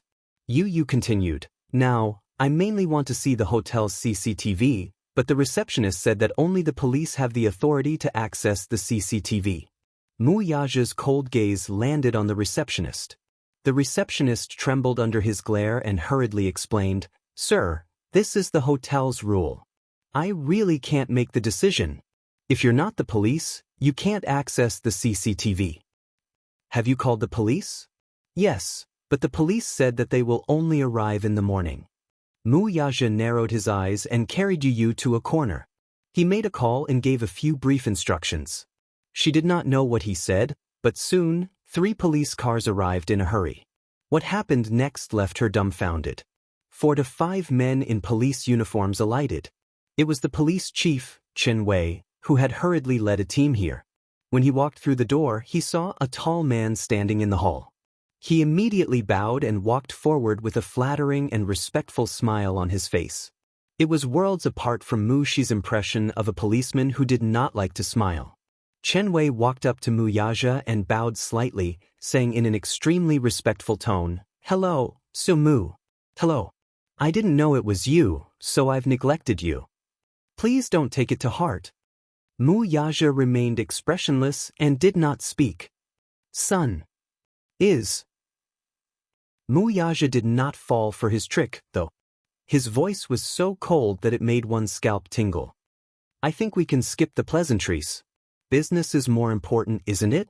This time, it was cold, dignified, and extremely intimidating. He stood there without any expression on his face, but he still exuded an aura of authority. Mu Yaja's name was known by everyone in the capital.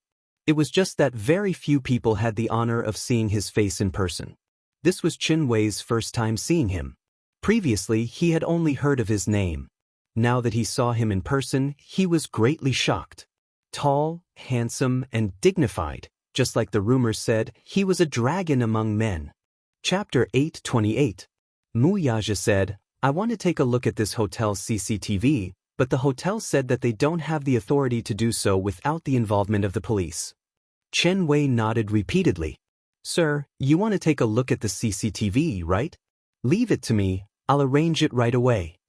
With that, he straightened his face and walked to the front desk, putting on a dignified look that a bureau chief should have. Mu Shi, who was standing at the side, could not help but feel a little depressed. It was no wonder that people were so unscrupulous when it came to power and fame. Thinking about it, she had stood before the front desk and pleaded with them in every possible way, but the receptionist had rejected her several times. She even called the police, but no one came. What about now?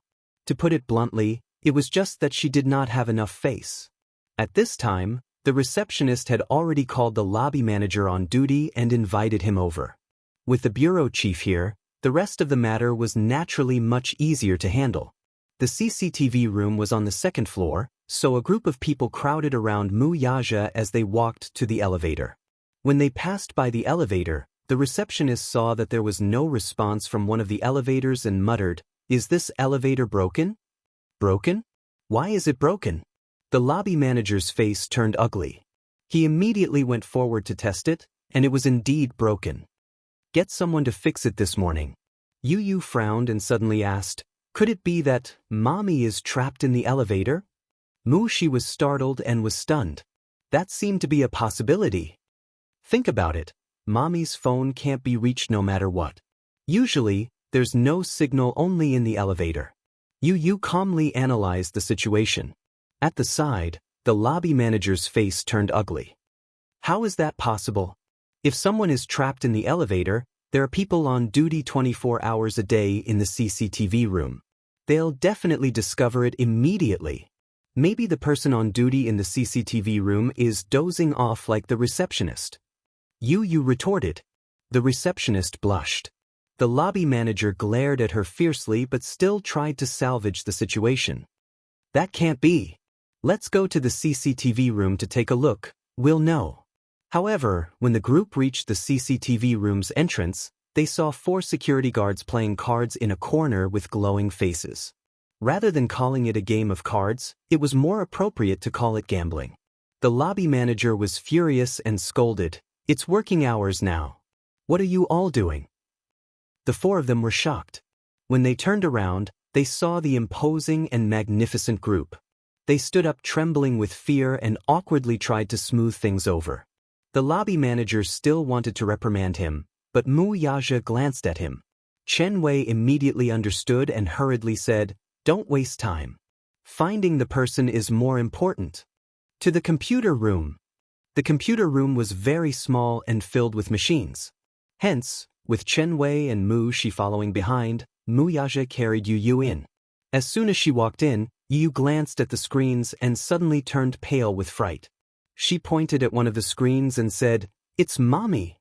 Everyone looked in the direction she was pointing and saw Gu Xingze hugging Yun Shishir in the narrow elevator on the screen. The two were curled up in a corner. Yun Shishir seemed to be in a bad state. Even though the CCTV footage was a little blurry, one could still see her dispirited and listless look. Mu Yaja's heart skipped a beat. He walked to the front of the CCTV screen and pursed his lips into a cold line. His cold gaze swept behind him. His gaze was cold and intimidating. Chapter 8:29. Xingze is here too. Mu Shi let out a yelp of surprise and went over to take a look. She, too, saw Yun Shersher's body curled up in the blanket as she shivered. Her heart ached for her. Oh gosh! She got caught in the rain and was trapped in the elevator for so long. I wonder if she'll catch a cold. With that, she glared at the lobby manager angrily. Tears were about to fall from her eyes. What's wrong with your hotel? The front desk is dozing off, and there's no one watching over the surveillance room. Even the security guards are playing cards. She's been trapped in the elevator for so long and you don't even know. If anything happens to her, can you bear the responsibility? I'm sorry. The lobby manager apologized profusely, full of regret. Mu Yaja ordered, "What are you waiting for? Hurry and contact the rescue team." Sir. The lobby manager hurriedly contacted the rescue team. Yu Yu's little hand touched the screen. The love in her eyes was almost overflowing. Mommy? Mu Yaja was still angry.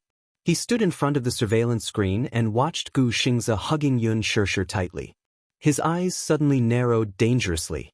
Mu Shi was good at reading people's expressions. Seeing the coldness on his face, she immediately explained, Xingze must be afraid that Shersher will catch a cold, so he's hugging her. It's useless to say all this now. Saving people is more important. Yu calmly said from the side. Mu Shi was secretly surprised and could not help but be impressed by this child's maturity and composure.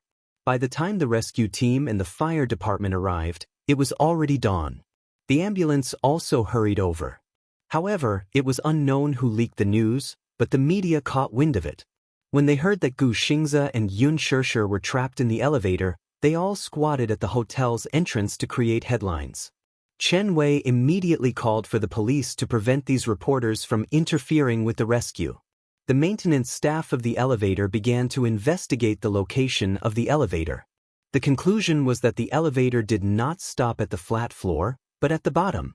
Mu Yaja and the rest stayed in the surveillance room to check on the people's condition while the rescue team went to basement 3. When the elevator door opened, Mu Shi hurriedly called out, Xingze, Shersher, are you guys there?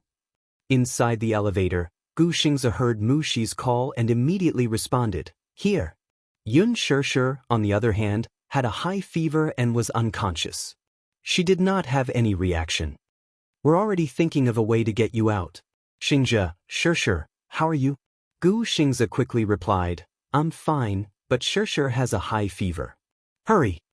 Mu Shi was stunned and immediately pleaded, please, quickly save him. All right. Miss, please calm down first. We'll get the equipment immediately. As the elevator stopped at the bottom, they first had to manually turn it to a position roughly parallel to the floor before they could save the people. Mu Shi immediately said, Xingze, Shersher, be careful. We'll be able to get you out soon. Gu Xingze immediately patted Yun Shersher's cheek gently and said, Shersher, wake up. Wake up, we'll be able to get out soon. Gu Xingze could not help but hug her tighter. He gently planted an encouraging kiss on her forehead, raised his face, closed his eyes, and took a deep breath. Chapter 8:30. In the elevator room, 2 maintenance workers were setting up the winch mechanism to prevent the elevator from moving too quickly or accidentally when the brakes were released. The other used a mechanical method to loosen and tighten the brakes. When the brakes were released, the other 2 used their strength to pull the winch mechanism to slowly move the elevator upward. The elevator shook uneasily as the lights flickered. Yun Shersher curled her body even tighter.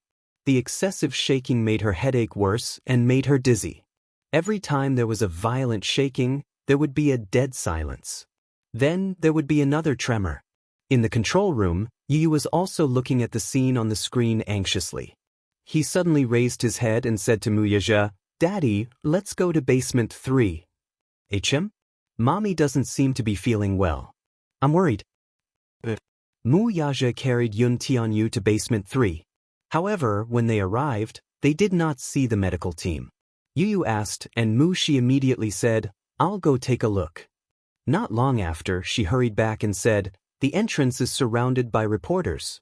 The ambulance is blocked by a human wall, so it can't enter. Chief Chen has already sent more people over. Reporters? Mu Yaja knitted his brows in displeasure. Mu, she said indignantly, yes. I don't know who leaked the news, but when the reporters heard that Gu Xingze and Yun Shishir were trapped in the elevator, they all rushed over to get a scoop. Yu Yu also frowned and asked, where's the police? Mu, she said anxiously, there are too many reporters. Various media outlets have sent many people to snatch the news and report, so there's not enough police. On the other end, the elevator maintenance workers' walkie-talkie reminded them, soon, soon, soon. Be careful. A group of people gathered around the elevator. Then they heard a quang, and the elevator made a deep sound. The walkie-talkie said, it's in place. When the rescue team opened the elevator door, they saw Gu Xingze hugging Yun Shishir in the corner of the elevator. When he heard the commotion, he looked up and bumped into Mu Yaja. He was slightly stunned, but in the time he was in a daze, Mu Yaja had already strode into the elevator, picked up Yun Shishir from his arms, and left without looking back. Yu Yu followed closely beside him and couldn't help but stand on her tiptoes to check on Yun Shishir's condition. Her small hand gently held her mother's hand, and her delicate eyebrows suddenly furrowed. Mommy has a high fever. Mu Yaja lowered his head and pressed his forehead against hers. Feeling the heat from her forehead, a trace of uneasiness appeared on his face. Mu, she glanced at Yun Shishir and then at Gu Xingze. She hurried in to help him up. Gu Xingze slightly dodged her attack. Mu, she froze in midair. She suddenly remembered that Xingze seemed to have a serious obsession with cleanliness and did not like excessive contact with others. At the thought of this, she looked slightly embarrassed and smiled with concern. Xingze, are you all right? Gu Xingze slowly stood up, but he had been squatting for too long. When he stood up, his body swayed slightly and he felt a little dizzy. He wanted to chase after Yun Shishir to check on her condition, but Mu Yaja had already carried Yun Shishir away in a hurry. When he appeared at the door with Yun Shishir in his arms, it caused a huge commotion.